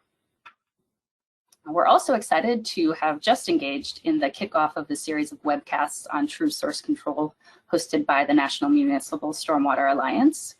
These webcasts are exploring an array of research and best practices across the country, from the value of well-targeted street sweeping programs to dramatically reduce nutrient discharges associated with leaf litter from stormwater, to efforts such as product bans or restrictions and voluntary industry partnerships that result in product reformulations, such as the copper-free brake pad initiative. And we look forward to continuing that dialogue. Oops. Okay. In all of our permitting efforts, we have a renewed focus on resiliency and adapting to climate change. Green infrastructure, like Andrew mentioned, and integrated planning are tools that communities are turning to as they plan for more resilient infrastructure. We know climate change is affecting us now, and the impacts of climate change are happening in our neighborhoods across the country and in our backyards. Climate impacts are exacerbated in underserved communities who have been dealing with these extreme weather events for years. For decades, we have underinvested in water infrastructure, and that's put disadvantaged communities at a higher risk because they're disproportionately affected. And we see green infrastructure and thoughtful long-term planning as important solutions to this. A lot of the work that Robin's team has been doing works to help support municipalities in these efforts. Our green infrastructure program houses a website that contains a lot of helpful resources, including past technical assistance reports, links to case studies about overcoming barriers to green infrastructure adoption, and resources and funding. As Andrew mentioned, in May of 2021, we relaunched the Green Infrastructure Federal Collaborative. This cooperative effort fosters engagement and cooperation between agencies that actively work to promote and implement green infrastructure. The collaborative members work closely to align knowledge and resources to build capacity for green infrastructure implementation. These coordinated efforts provide a platform to publicize the multiple environmental, economic, and social benefits of green infrastructure. And in addition, the collaborative seeks to facilitate strategies that foster climate resilience and encourage equitable implementation of green infrastructure in all communities. In November, at the end of last year, EPA and the American Association for the Advancement of Science, AAAS, collaborated to host a federal convening.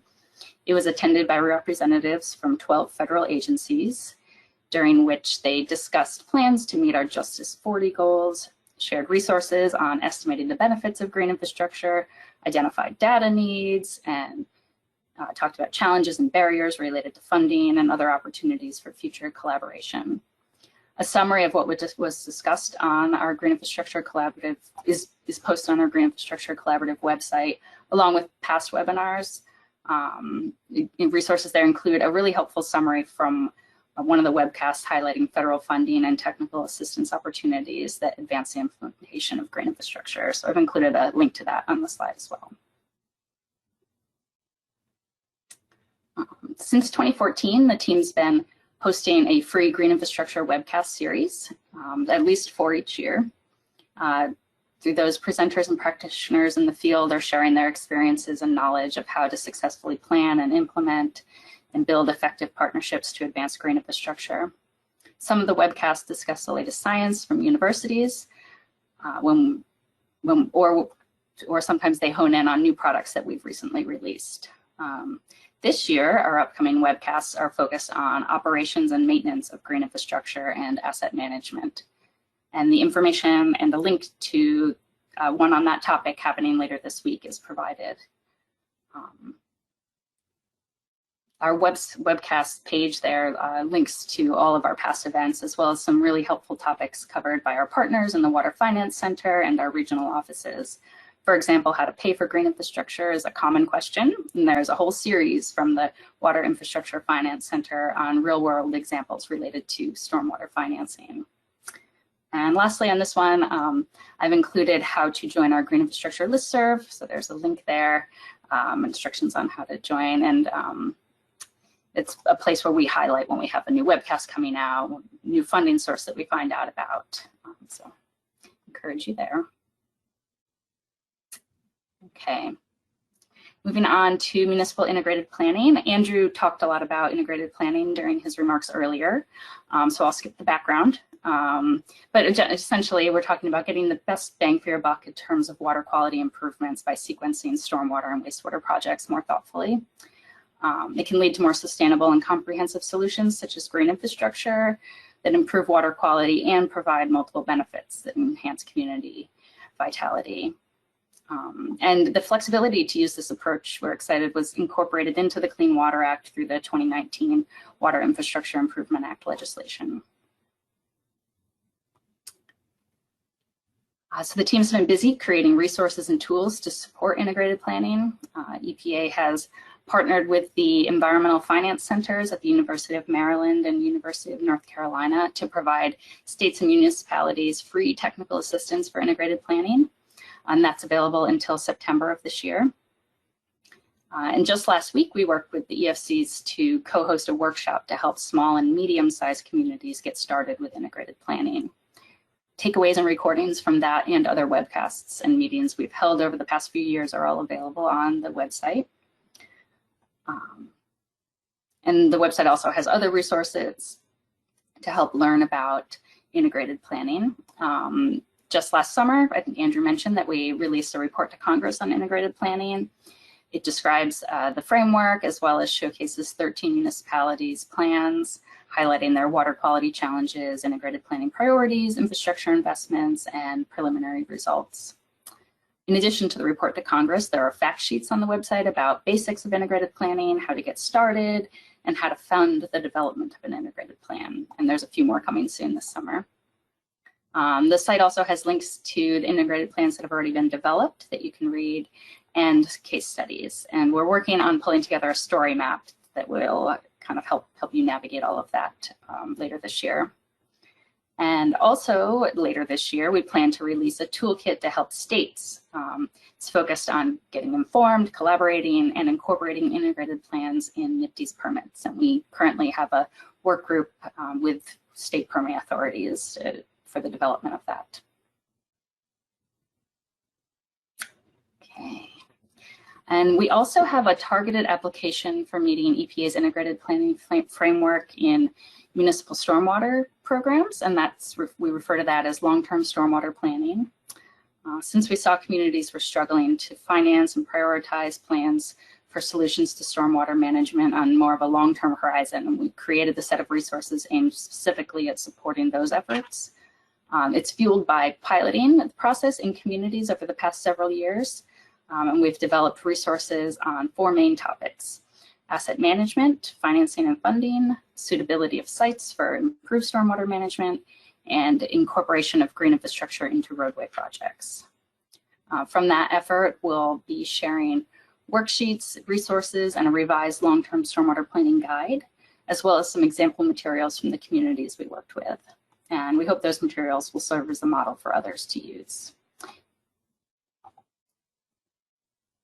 Okay, and with that, I will invite the team to turn on their cameras, and we'd be happy to have a discussion. Thanks.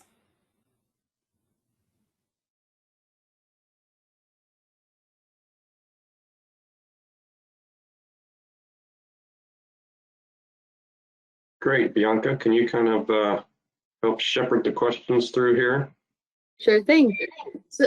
So there's a question here for Lisa or the team that says, EPA BMP fact sheets don't include any content on manufactured treatment devices or manufactured detention and filtration systems. These systems are widely used throughout the U.S., especially in urban areas. Is there any plan to upgrade existing fact sheets to recognize innovative approaches? Follow-up question is, could EPA create a separate fact sheet that references TAPE, NJDP, STEP, or other performance verification programs?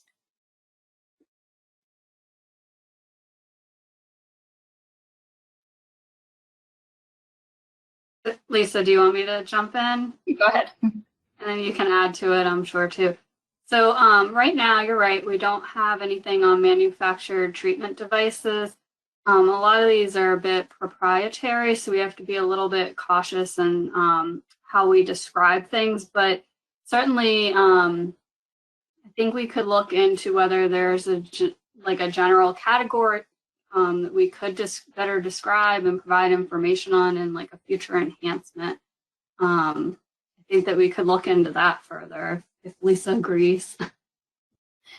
Yeah, I think that makes sense. Yeah, we have to avoid like endorsing a certain manufactured product on the materials we put out, but we do recognize, I think one of the acronyms you mentioned, Bianca, was STEP, and we do know that that's a robust set of resources that it's been underway for years, and so we are going to take back thinking about a way that we can sort of acknowledge programs like that and still follow the rules. So thank you.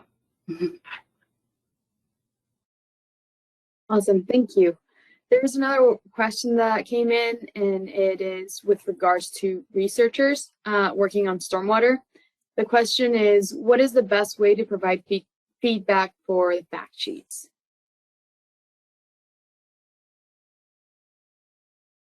I think that on, sorry, Lisa, I'm going to double check really fast, but I'm pretty positive that there's an email address that you could provide comments to if there are specific pieces that you think could benefit from additional information that you might have available. Let me just double check, and if that's true, I'll send it to Bianca, and Bianca, you could put it in the chat for folks to have. Yes, and I talked about 2 sets of fact sheets. I think that question was a follow-up, so probably on the BMP fact sheets. But I also talked about the industrial stormwater fact sheets. And the slide for that also, I think, should have a link to our MSGP website, which is where that the request for input on those fact sheets was posted, and there should be contact information available there as well. Awesome, thank you.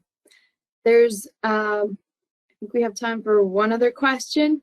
So the question is, since the urbanized areas is no longer available, are you planning to revise the list of phase 1 and phase 2 MS4 permittees?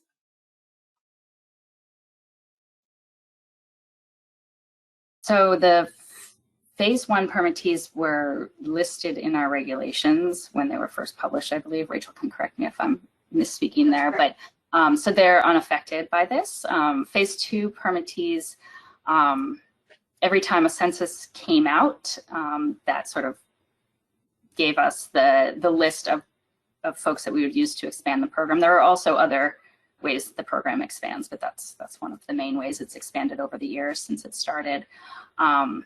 So we're looking at, so census continues to define urban area. They put out a lot of information about population density and so on. So we're looking at that and seeing how that can be explained more clearly now that they don't use the term that we were counting on them continuing to use.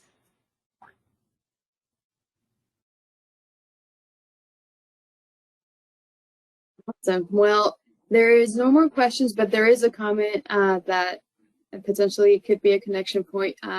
So there's the Stormwater Equipment Manufacturers Association, SWEMA, is offering to help basically categorize fact sheets, as they present many manufacturers that do not endorse any particular one. So if that's a potential connection point, and Greg Williams would be happy to help with that. So. Thank you. Well, thank you so much to the whole team and Lisa for the presentation and the updates on EPA Stormwater Program. Yeah, appreciate it, you guys. Thanks for being here and taking the time. All right, well, we're ahead of schedule, but I guess that's never been a big problem in the history of the world. So why don't we move right into our last panel? It's financial needs and accessibility, and we have 3 participants. Seth Brown, who's the Executive Director of the National Municipal Stormwater Alliance, Deidre Finn, the Executive Director of the Council of Infrastructure Financing Authorities, and Terry Wenk of the Fitch Rating Agency are all with us here today. And I'll have, again, Bianca give quick bios for each of these people, and then we will launch into our final panel. Bianca. Yeah, absolutely. So for our second panel, we have Dr. Seth Brown, who has over 25 years of experience in the sector and is the founder of Stormwater and Stream Solutions, LLC. And it is currently the Executive Director of the National Municipal Stormwater Alliance, which is a 501c3 organization representing stormwater-focused organizations in 24 states across 9 of the 10 US EPA regions. Dr. Seth has a PhD in civil engineering from George Mason University. He teaches courses on water-related topics at Virginia Tech and the University of Maryland at Eastern Shore, and is a licensed professional engineer in the state of Maryland. Additionally, we have Deidre Finn, who is the Executive Director of the Council of Infrastructure Financing Authorities, also known as CIFA or CIFA, the nation's premier programs for funding water infrastructure that protects public health and the environment. Since 2007, Deidre has worked as a management consultant and public policy advocate for environmental, educational, and emergency management issues. She also has worked during 2000 and 2007 in the Florida state government, serving as a deputy chief of staff for Governor Jeb Bush and in various roles at the Department of Environmental Protection. Deidre earned a bachelor's of art in English literature from St. Mary's College in South Bend, Indiana. And last but not least, Terry Wenk is the director of Fitch Agency's U.S. Public Finance Department, covering water and sewer ratings nationally. She's also responsible for providing senior analytical oversight and training their junior analysts. Terry joined Fitch in 2010 and is based in Austin, Texas. Prior to joining Fitch, Terry worked for 11 years at the Municipal Advisory Council of Texas, and she is a licensed CPA in the state of Texas. With that, the floor is all yours. All right. Well, thanks, Bianca. I'm going to get things started here. I'm actually going to start a little timer here to make sure I don't go over time, because I tend to do that, so I'm not going to do it this time. Well, it seems like we have some time, but that's always a dangerous thing, Scott. So I will try not to go over there over my time. So I'm going to give I'm going to kick things off by looking at stormwater needs from a kind of a macro perspective.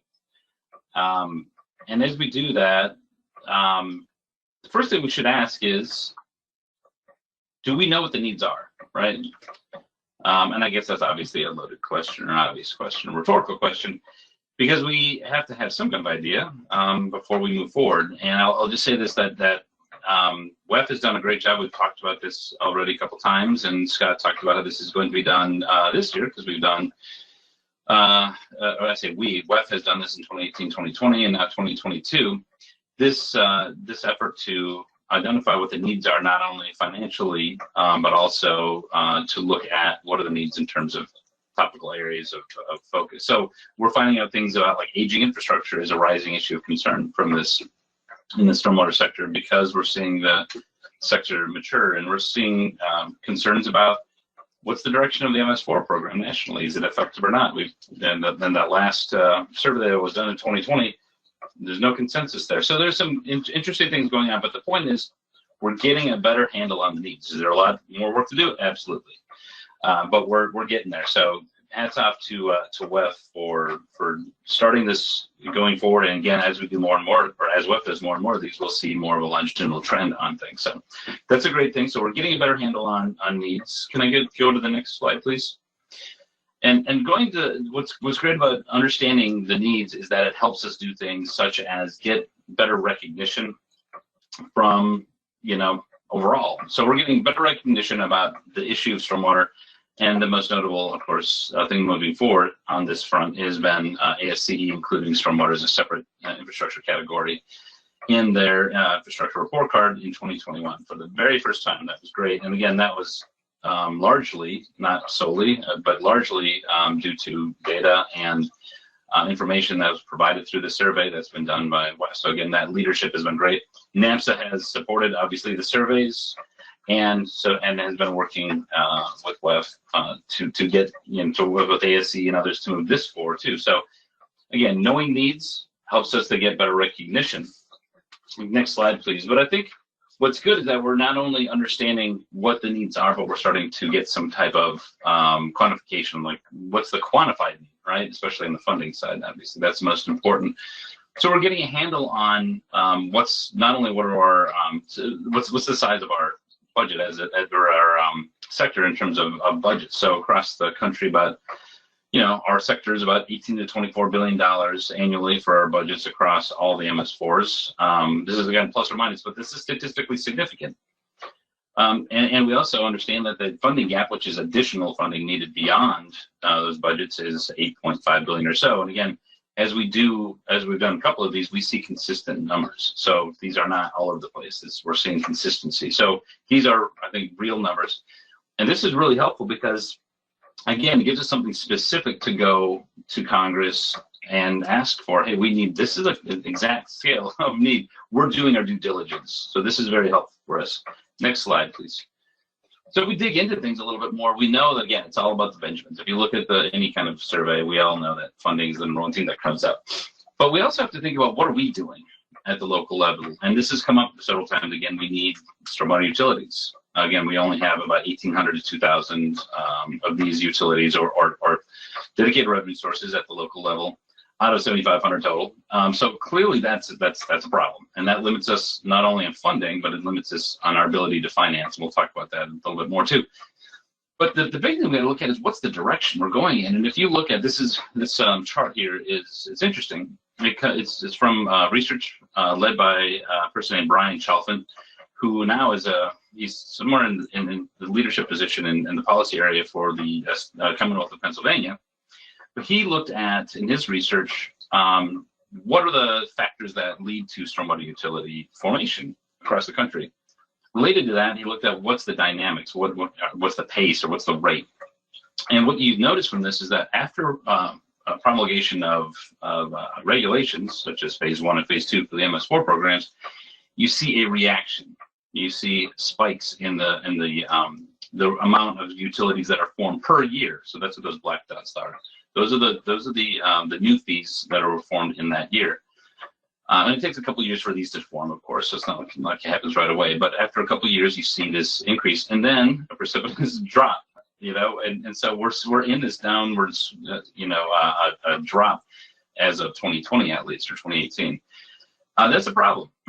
These need to be forming, or moving up, so we can form more of these. So that's something we just need to keep in mind, that we need to do our job as a sector to try to need more and more of these going forward. And we're talking about funding and financing.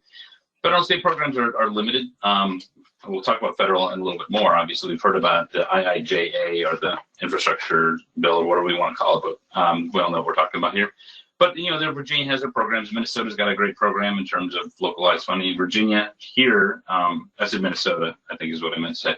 And Virginia, where I'm located in Northern Virginia, there's the SLAF grant program, so Stormwater Local Assistance Fund. This is a really good program. And I think the other states have similar programs, but still, compared to the overall needs we have, it's limited. Next slide, please. So we've got challenges at all levels for funding, and we have a declining rate of formation of stormwater utilities, which is not good. And we have driving factors that are increasing. We've heard about microplastics and tires and whatnot. And we know 6 ppd is related to tires as well, and those are having impacts on salmon in the Northeast, or in the Pacific Northwest. And we have PFAS and other things we've heard about. But the point is, we have an expanding universe of pollutants that we got to think about and deal with. We also have an expanding or increasing awareness of impacts. It's harder for us to say, as time goes on and more research goes on, that we don't know what the impact of microplastics are, or 6 ppd, as we know it's an impact in salmon in the Pacific Northwest, as an example. So we're getting more and more pollutants. We know that the impacts are significant and they're growing. And of course, pile on climate change, and we have more flooding, more impacts to excessive heat. And that has environmental justice issues, because flooding and excessive heat impact areas of majority minority areas more significantly than other areas.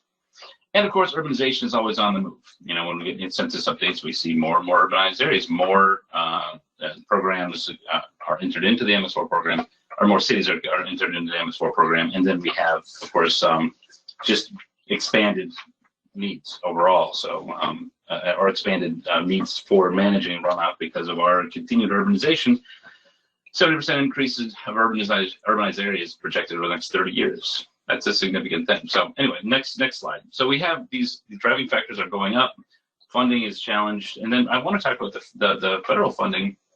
And we've talked a lot about SRF and looking at whatnot. I want to point out that SRF has not been great for the clean water SRF. It's not been great for the stormwater sector. It's been pretty limited. There are reasons for this, and this is not to demonize the SRF program or SRF managers. There's a lot of states that do really creative, innovative things to get money to stormwater projects. But it's just, the number one thing probably is this lack of repayment mechanisms or dedicated revenue streams. It's like trying to buy a house without a job to repay the loan. But there are other issues, legacy issues. This was really set up back when wastewater was the thing that we were investing in, right? This is why we're talking about things like a construction grants program for stormwater that would evolve into a stormwater program for SRF, that type of thing in the future. But there are other options and other opportunities at the federal level. We know that, we got the OSG program we've talked about. We've got ARPA that's wrapping up now, but that's been used for stormwater and flood mitigation issues. And I wanted to point out on the infrastructure bill side that 49% of those funds have to go to, for the clean water side, have to go to grants or forgivable loan investments. And that there's criteria, and I think Deirdre, you're probably going to talk about this more, but one of those criteria includes stormwater mitigation of stormwater runoff, as well as sustainability planning and design and implementation as well. So this is a way to drive funding at that level using grants, which is really helpful since we kind of have a lack of repayment mechanism. So that's very helpful. But it's going to be challenging for us to move forward on this unless we get more of our projects onto the IUP lists, again, intended use plan, because that's going to be the vehicle to get funding from the IIJ program down there. So something to consider. Last, I think I've got next slide, and then then I think that's it. Yeah, so just want to ask the question: is it worth it to invest in clean water? And I think the answer is it's clearly yes, or else we wouldn't be here. But if you look at the math, benefits cost ratios has been it's challenging, but there's more to justify it through benefit cost. But there's recent studies that show if you broaden how you identify benefits, you clearly get a favorable benefit cost ratio for overall clean water. And we're seeing a lot more focus on valuation and broadened valuation of these investments, which is great. I wanted to point out that NMSA last year we did through a grant, we did an economic input-output analysis. So you put in this much investment into a thing, and you get this much economic activity output. So, and you see this for water always, like it's 3 to 1 or 2.5 to 1 as far as the return is concerned. But we wanted to look at green infrastructure specifically. So we looked at this, and it's a pretty good ratio. It's not as high as some of the others, but why is that? I think part of the reason is we're not capturing all the other co-benefits of green infrastructure. So that whole focus on these other benefits, these social benefits and well-being and enhanced property values, all those type of things are missing. But we're, as a sector, we're moving on towards that to get a better, fuller picture of the benefits of these type of investments. So I just wanted to mention that again. It's worth investing. We need to invest. Stormwater has a positive payback. We've got challenges in funding, but we have got increasing driving factors. So clearly, this is a topic of significant interest and need and focus. So that's all I have. I believe that's the last slide that I have. Yeah. I don't think we have questions now, but I think we're going to have these short presentations and have Q&A after that. So Deirdre, if you want to take it from here.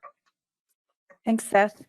Thank you to WEF for inviting me to present today and to participate in this conversation. I am excited to talk to you about what the opportunities are out there for funding and financing for stormwater infrastructure projects. I am the executive director for the Council of Infrastructure Financing Authorities, which represents the clean water and drinking water SRFs around the country. Next slide. First, I want to talk to you about the benefits of the SRF program. So the SRF program is a subsidized loan program. I would say the overwhelming majority of infrastructure investment for water occurs through the municipal bond markets. But the SRFs play a really significant role in funding water infrastructure that protects public health and the environment. And one of the greatest benefits is just the pure savings from a subsidized loan. So on every subsidized, well, currently the current market rate it's actually 2.69%. I checked it again this morning, which is just a little bit of an incremental increase, but it has gone up significantly in the last couple of months, and it's expected to go up significantly throughout the rest of the year. So by comparison to the current market rate and the average clean water SRF subsidized rate, for every 10 million in loans, you are going to save 1.3 million in interest payments. So even before we talk about grants or grant equivalents or principal forgiveness, there is significant savings by accessing, federal funding and financing through the SRFs. Next slide, please. I also wanted to give a little bit more background. Some of my slides are going to be a little bit repetitive of Steve's earlier briefing, but just wanted to give a little bit more insight. So there's been lots of talk about the disadvantaged community criteria for the SRFs. That is actually a drinking water definition. On the clean water side, it's always been an affordability criteria. And in fact, on the drinking water side, it's also an affordability criteria, but it's called a disadvantaged community criteria. On the clean water side, the affordability criteria is used solely to determine who is eligible for additional subsidy. Additional subsidy is the funding that's part of the loan that doesn't have to be repaid. Almost every single assistance agreement that goes out of an SRF, with very few exceptions, are a loan itself or coupled with additional subsidy or grants. But the affordability criteria is only used to determine eligibility for that additional subsidy. Under the law, it's defined by states using income, unemployment, population trends, and other relevant data. So the other relevant data in often cases are user rates and whether that could potentially create a hardship on the users within the water system. The exception, if you don't meet, as I think Steve said earlier today, if you don't meet the affordability criteria, you are still eligible for additional subsidy as long as you direct the savings to the individuals that would experience a hardship. So that would require a differentiated rate system, which I know is very challenging around the country. Next slide. And then there are three forms of additional subsidy. There's principal forgiveness, grants, and negative interest loans. I can tell you nobody uses negative interest loans. It's just not something that's been done. There's not an appetite. There's also not an appetite for loan guarantees, although that's something that is allowed and supported. So principal forgiveness is overwhelmingly used by the SRFs. And part of the reason that folks use principal forgiveness as opposed to grants is really the terminology. They operate in the same way. They're both outlined and defined in the assistance agreement before it's executed, and the funding comes right off the top. The big difference is that when you call it principal forgiveness and you don't call it a federal grant, you have fewer federal requirements or mandates for compliance.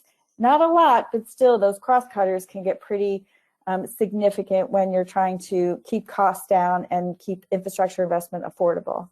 Next slide.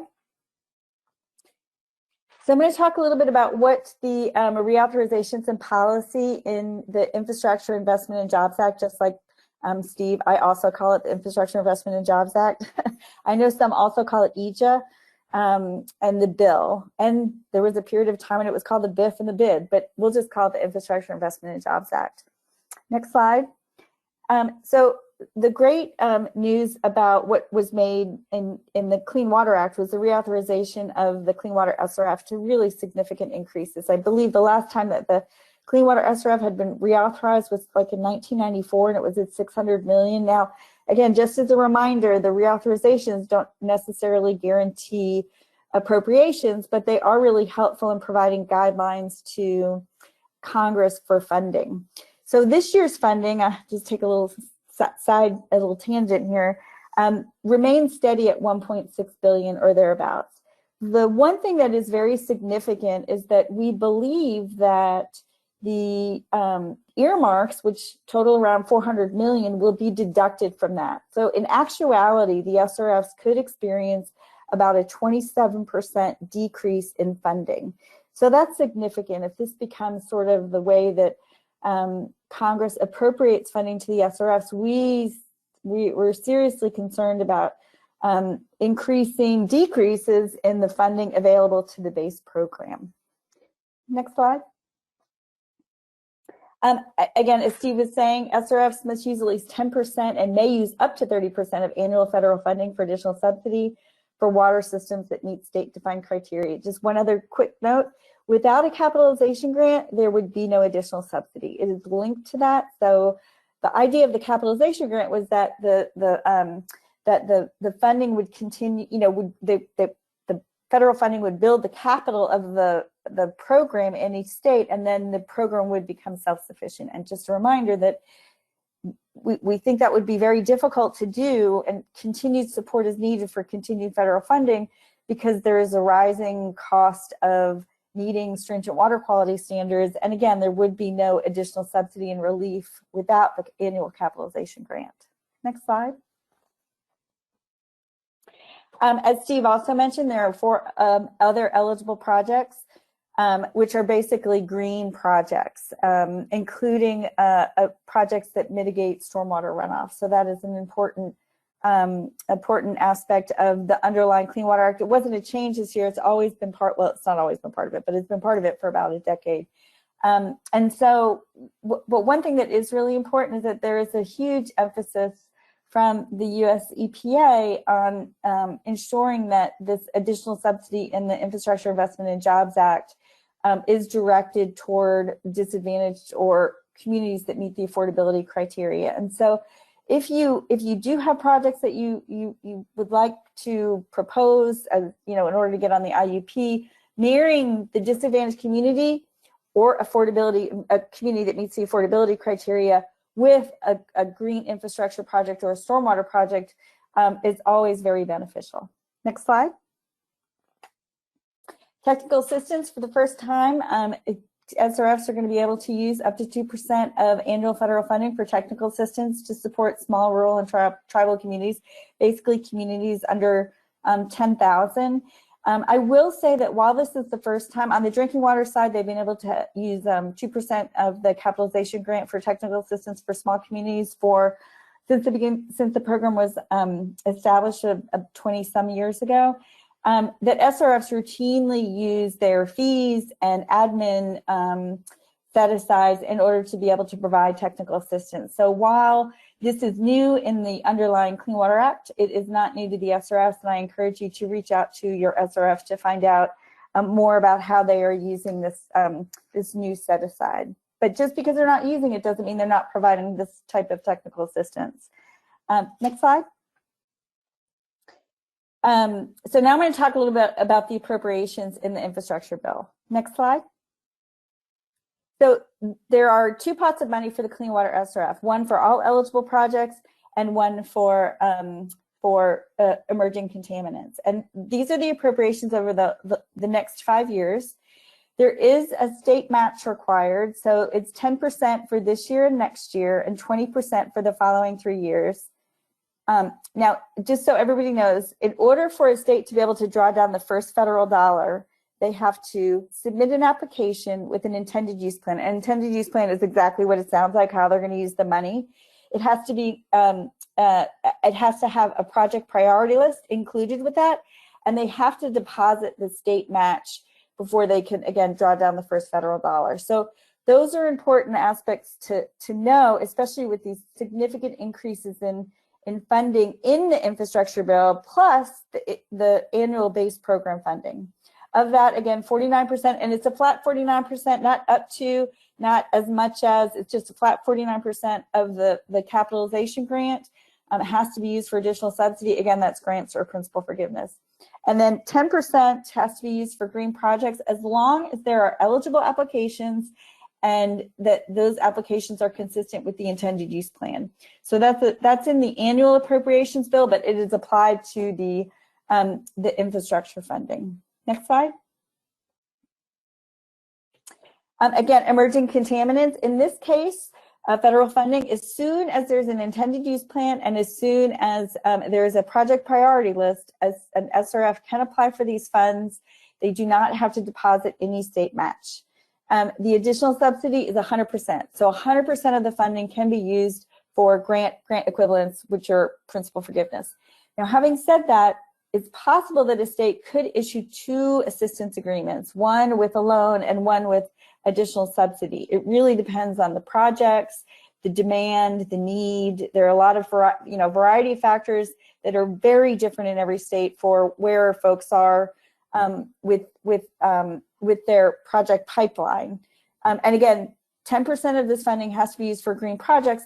Again, as long as they're eligible application and as long as it's consistent with the intended use plan. Next slide. So I'm just going to touch on a few issues. First, I'll talk a little bit about the American Rescue Plan funds, which is not on my list, but added to it. The more recent Treasury guidance says that states that projects can be eligible for the ARPA funds that are not eligible for the Clean Water SRF. So it really provides a little bit more flexibility and expansion of the eligibilities for that funding. And I think that's really important because under the Clean Water SRF, pure flooding projects that just are directed at flooding issues are not eligible. There needs to be a water quality component. However, under the ARPA funds, pure 100% flooding projects, we believe are eligible under our interpretation. Again, always check with your lawyers about that. But the other thing I'll mention is that about more than half the states are getting 2 rounds of funding. Most of them have gotten their first round, but the second round is coming next year, most likely, or later this year. And the guidance from Treasury really contemplated that states might, adapt to their plans. And so while there is a plan, your state may have a plan established, there is always the ability to redirect that funding in the second source of funds. Build America, Buy America.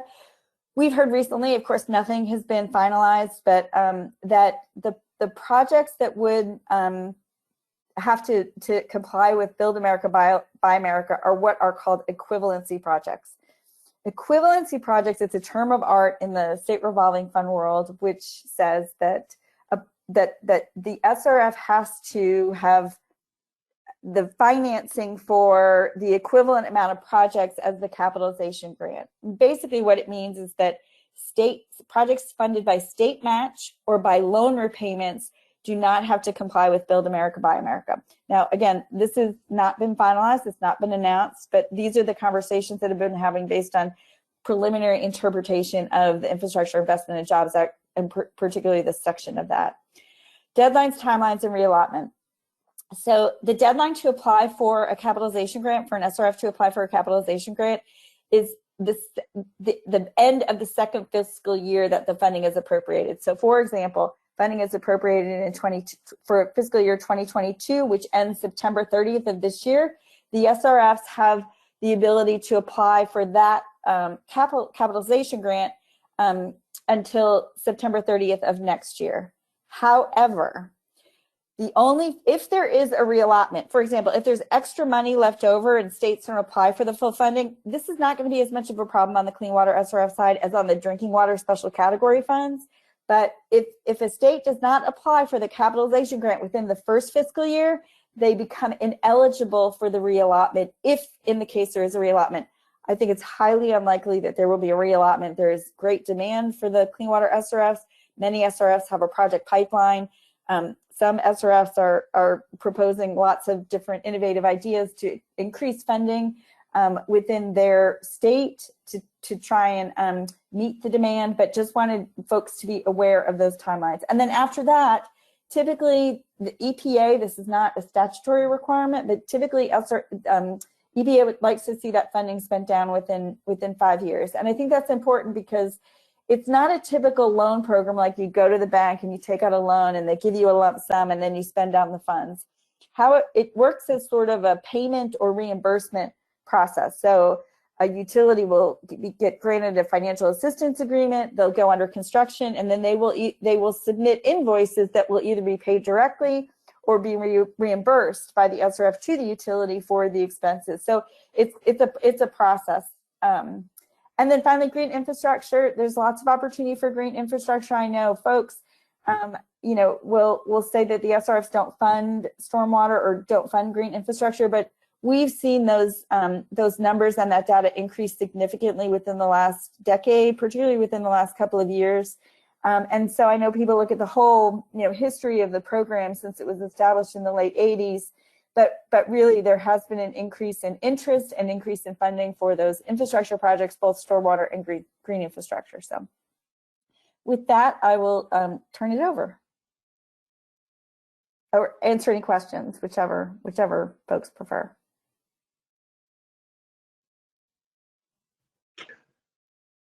I think we're going to keep rolling into Terry's presentation, then we'll take questions at the end. Okay, great. Thanks for having me today. It's a pleasure to be here. Again, my name is Terry, and I'm a credit analyst with Fitch Ratings. I cover the water sewer sector, which includes stormwater across the country.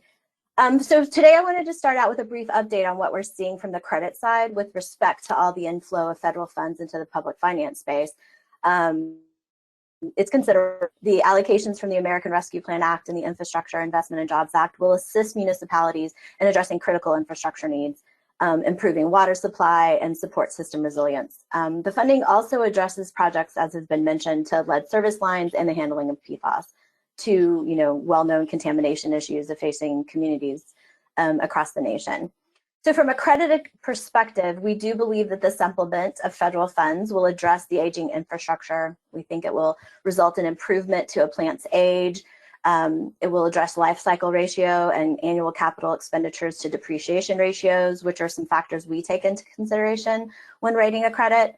As also has been mentioned, rate affordability continues to be a growing concern for us as well. And we believe that these funds in the form of loan forgiveness in the grant could also temper the need for additional rate increases. And as mentioned, could reduce the need for additional debt to cover capital expenditures, or through the SRF program, save some serious funds when it comes to the interest rate differential. However, all of this positive momentum from these federal funds is definitely bumping up to a lot of headwinds, and more than we would typically see. Headwinds such as rising inflation, increased labor cost, labor shortage, growing interest rates, as was mentioned, supply chain pressures, and growing energy costs. We believe the tight labor market will continue to apply upward pressure on compensation demands. Recently, in Fitch's Global Economic Outlook report that was updated in March of 2022, we now expect the US CPI inflation to average 7% in 2022 and then decline to about 4.5% the following year. So this will continue to pressure spending and likely drive up costs related to capital improvement projects and increase O&M budgets. So in the process of our rating credits, we take all of these things into consideration, along with evaluating environmental, social, and governance, or ESG risk. And so today I want to go through a few slides to give some context with respect to Fitch's approach on assessing ESG risk in general, and then the relevance score in particular. So thank you for this slide. So this particular slide shows the entire suite of Fitch-related ESG products available from Fitch Ratings and our sister company, Sustainable Fitch. This is one of my favorite slides in that it covers a summary of all the ways we're trying to look at ESG-related credit risk. So for today's discussion, I will be focusing on ESG relevance scores, which is the column to the far left. Fitch began assigning ESG relevance scores to our portfolio of issuers in January of 2019, beginning with our corporates portfolio. And then we assigned ESG relevance scores to the public finance and infrastructure issuers in May of 2019. The relevance scores identify credit impacts of ESG factors to rating decisions, focusing on relevance and materiality. In addition to the relevance scores, in 2020, we scores that focus on specific industry sectors and how these sectors will adapt through the transition period to a net zero emission scenario in 2050. In 2022, we're planning to increase our attention to climate vulnerability for the US public finance sector, focusing on both physical climate risk as well as transition risk as we move to a lower carbon society. In September of 2021, Sustainable Fitch introduced an ESG standalone rating project, which assigns a rating based on the organic ESG analysis of an issuer and its debt instruments. The focus here is on ESG quality, not credit quality, which differentiates it from our relevance scores. Next slide, please. One of the things that became clear as we began to assess the ESG market was that while there was a wealth of ESG information in the market, there was little clarity about how this information related to credit, let alone credit ratings. So Fitch focused on the evaluation of ESG risks through our ESG relevance scores, which focus on the intersection between ESG risk, credit risk, and ratings. Our ESG relevance scores are observations on rating decisions that note which specific ESG risks, if any, have impacted the rating outcome. These observations come from the fact that we have always considered ESG issues when assigning our ratings where they are relevant, but now we've begun to specifically identify these issues. Scores do not make a judgment on an issuer's specific ESG performance, but focus solely on rating impact. To provide some context on the rating impact, of about 300 water, sewer, stormwater, retail, wholesale credits that we look at across the country and the US territories, about 8% of the portfolio has an elevated score of 4 or 5, and that's about 23 issuers. Environmental issues represent the largest share of identified issues, followed by governance. Next slide, please. So we start with credit risk. So when it comes to a rating assignment, we align the rating criteria that has been laid out for that sector. So for a revenue-supported entity, such as a water, sewer, stormwater enterprise, or a public power utility, the main criteria points are revenue defensibility, operating risk, and financial profile. Individual components of these key rating drivers are assessed. Sub-assessments roll up into a category assessment, and then a rating is assigned. So then moving on to ESG risks and opportunities. When seen through the lens of credit risk and rating drivers, it's clear how ESG issues can influence credit quality. Analyst and rating committees at Fitch are required to identify ESG issues, if any, that could influence a rating outcome. Fitch's ESG general issues definitions are informed by the work that's been done by the Sustainability Accounting Standards Board, the UN Principles of Responsible Investing, and they also incorporate the World Bank governance indicators. Next slide, please. So now I'll discuss our scoring methodology. The ESG relevance scores range from 1 to 5, as you can see here, with 1 indicating an ESG issue with irrelevance to the sector rating, and a score of 5 indicating that the ESG issue on its own drove a rating decision. 3 is a neutral score. Ultimately, an elevated relevance score may influence a key rating driver and thus influence or even constrain a rating. ESG is generally viewed as weighing on a credit. However, where it contributes positively, it's identified as an opportunity and bolsters a rating assignment. We note this with a plus sign after a numerical score. Next slide, please.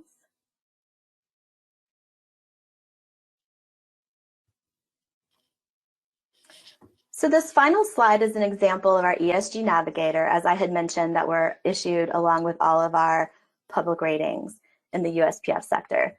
This ESG Navigator lays out the scores and relationships for our rating criteria for each scored issuer. Given the audience today, I wanted to include Stormwater Credit's ESG Navigator. This particular credit has an elevated score of 4 for exposure to environmental impacts, and it reflects the significant flooding events and risks associated with sea level rise and land subsidence, which can have a negative impact on the credit profile and is relevant to the rating in conjunction with other factors. So thank you for your attention today, and this concludes my prepared remarks.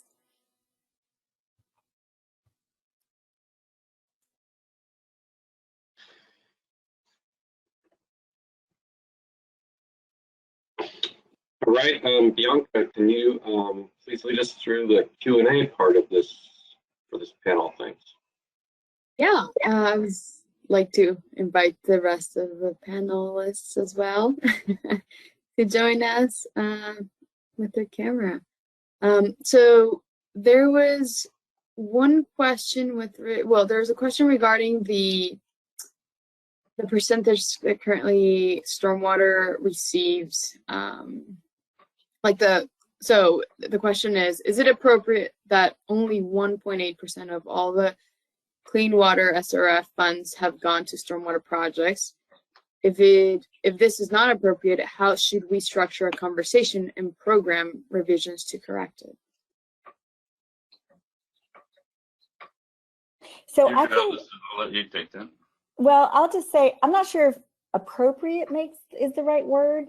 I would say that, I think the 1.8%, and Seth, you can let me know if that encompasses since the program was created. Now, stormwater, it was. Yeah, and so I think the focus when the program was created was really on wastewater treatment facilities. So there were 3 eligibilities, and there was a real focus on that. So I will not try and say that there was a whole lot of stormwater financing going on in the first decade or even 2 decades of the program.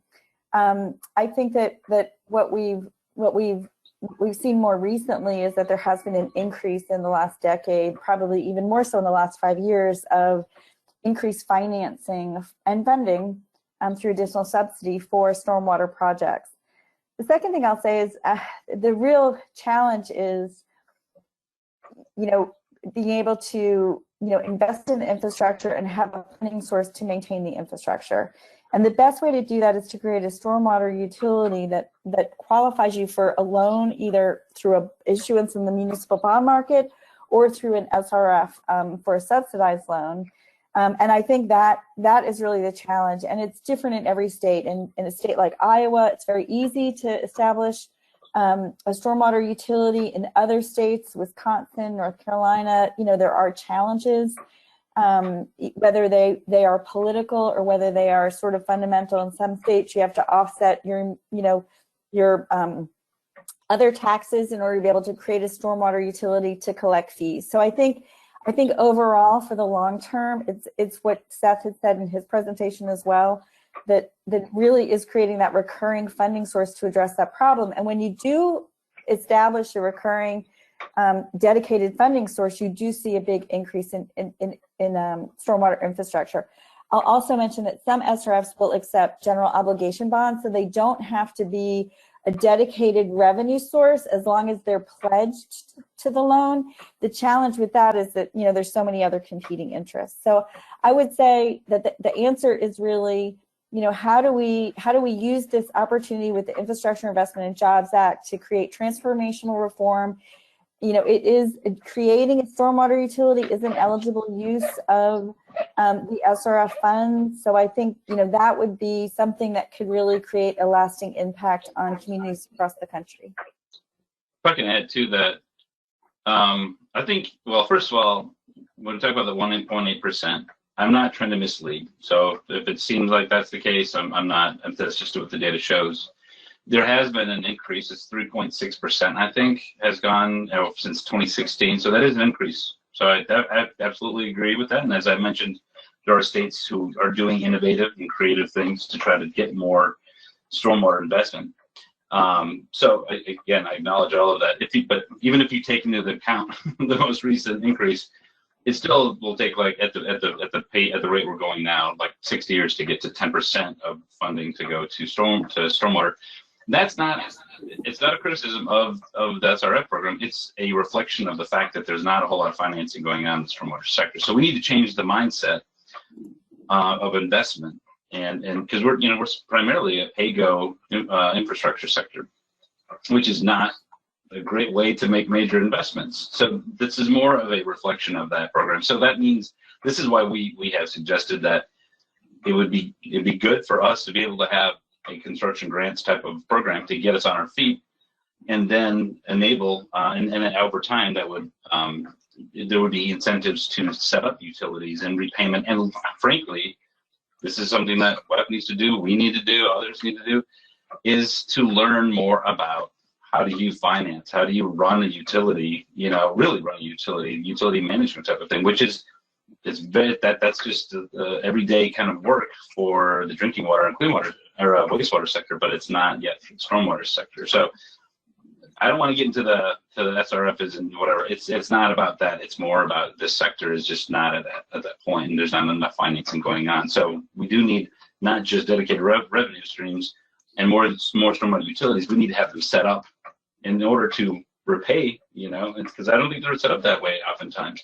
And we need to have people who run them that understand we got to look at larger investments and repayment type of structures, rather than I'm just going to use this utility funding this year and next year I use that funding for that, and do the pay-go thing, because that's one thing. That's the larger point I think we need to make. And the other thing I'll just give, there are some SRFs that will provide a discount to utilities that marry a non-point source project and a wastewater treatment. It's called sponsorship. Not every state does it, but lots of states give discounts for, to try and incentivize more investment.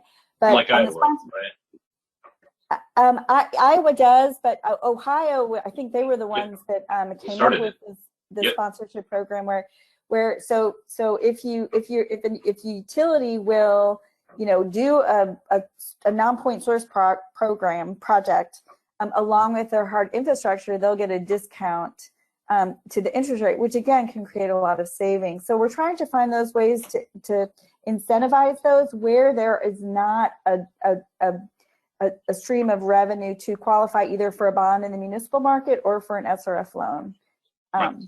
And there's also, I would really encourage everybody to look at their SRFs. You can look at our website, www.cfanet.org. We have profiles on all the SRFs, and you can kind of see, in some of the profiles, they'll highlight some of those incentives.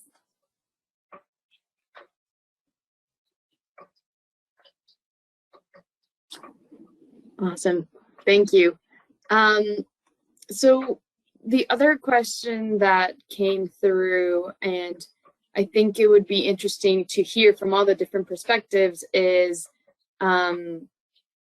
so Terry, in your presentation, you spoke about how the rating, how the rating occurs and whatnot, and like with climate change coming, well, climate change, but like increase in precipitation and changes in precipitation, how that risk can be translated into and get like the Fitch rating agencies and similar agencies, how can those be translated to assisting and finding funding?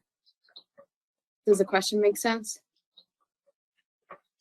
Well, I don't know that our role is to assist and help find funding. Our role is to evaluate the credit worthiness once that has been established. So that would probably be a way to go to CFA and the SRF funds to then reach out for that funding. We would then look at it from a perspective, and we often see a combination of public market debt and state revolving debt often, in conjunction to fulfill a project. So I don't know that that would be our role in reviewing and trying to find funding. We would look at it from the other side once the funding was already in place. I don't know if Deidre has other things to say. I was just going to say that the benefits of having a high bond rating and good credit is that it reduces your costs overall. So whether you're, it has less of an impact on the SRF because we will take very bad credit. So we love the good credits because it helps with our overall portfolio. But really for the bond market, getting good credits and sort of that evaluation, I don't know, from our experience, we have about 16 SRFs that leverage either annually or pretty frequently, between 16 and 28, I would say, that leverage it to some degree. And those SRFs also are doing what Terry is talking about with the ESG. And Massachusetts just did a really interesting one where they packaged their bond issuance for equity issues, and it was very, very innovative. It's a very, I would say, Terry, this is, I would love to hear it, but it's pretty new. And so the benefit is really getting, the market to get interested, maybe less of a cost issue. But again, if you have a higher your bond rating, the lower the cost. That's just my take-home message.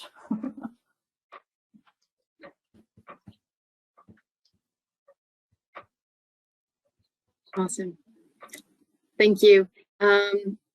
Again, to all of our attendees, if you have any questions, this is the time to continue posting them. And Bianca, I'll just, if I could take just a minute, until there's some questions.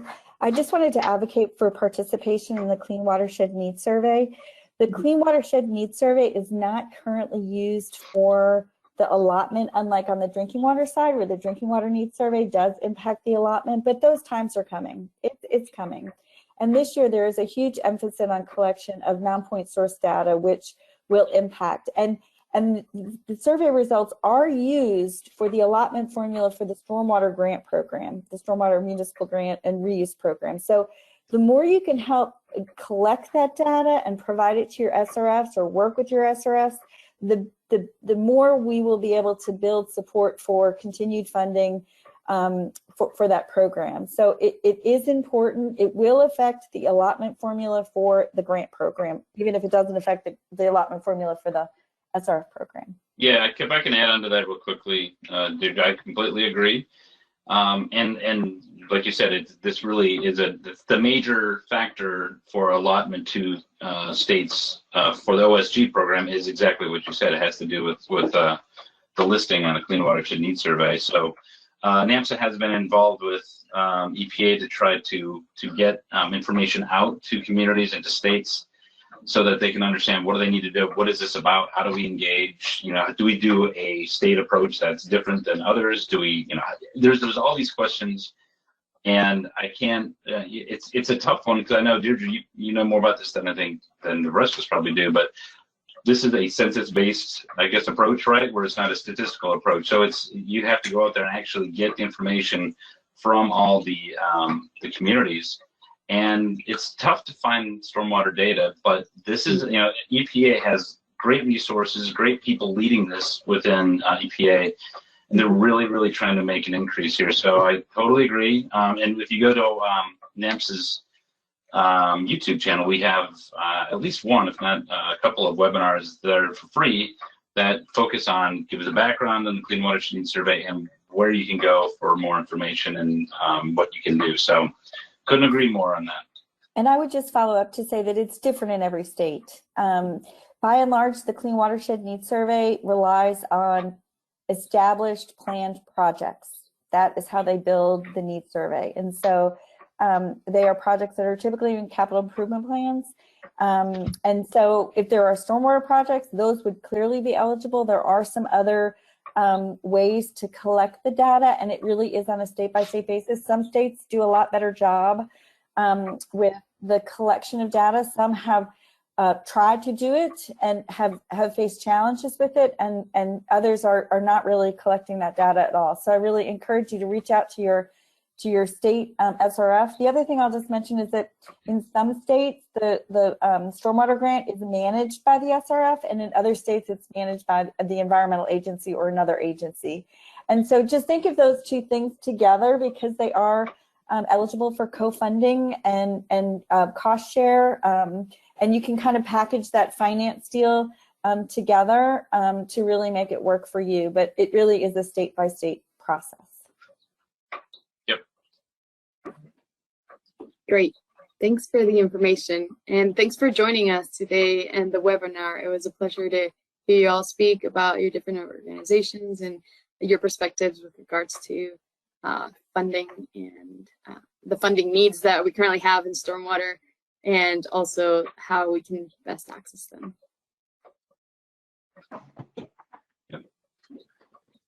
Thank you. All right. Thanks, Seth, Deidre, and Terry. We appreciate your being here. And that is then a wrap. On behalf of WEF and the Stormwater Institute, I thank you for attending the WEF Policy Forum. And I certainly hope to see you next year in person in Washington, D.C. Until then, stay safe and support your local stormwater program. Thanks, everybody. Thanks, everyone.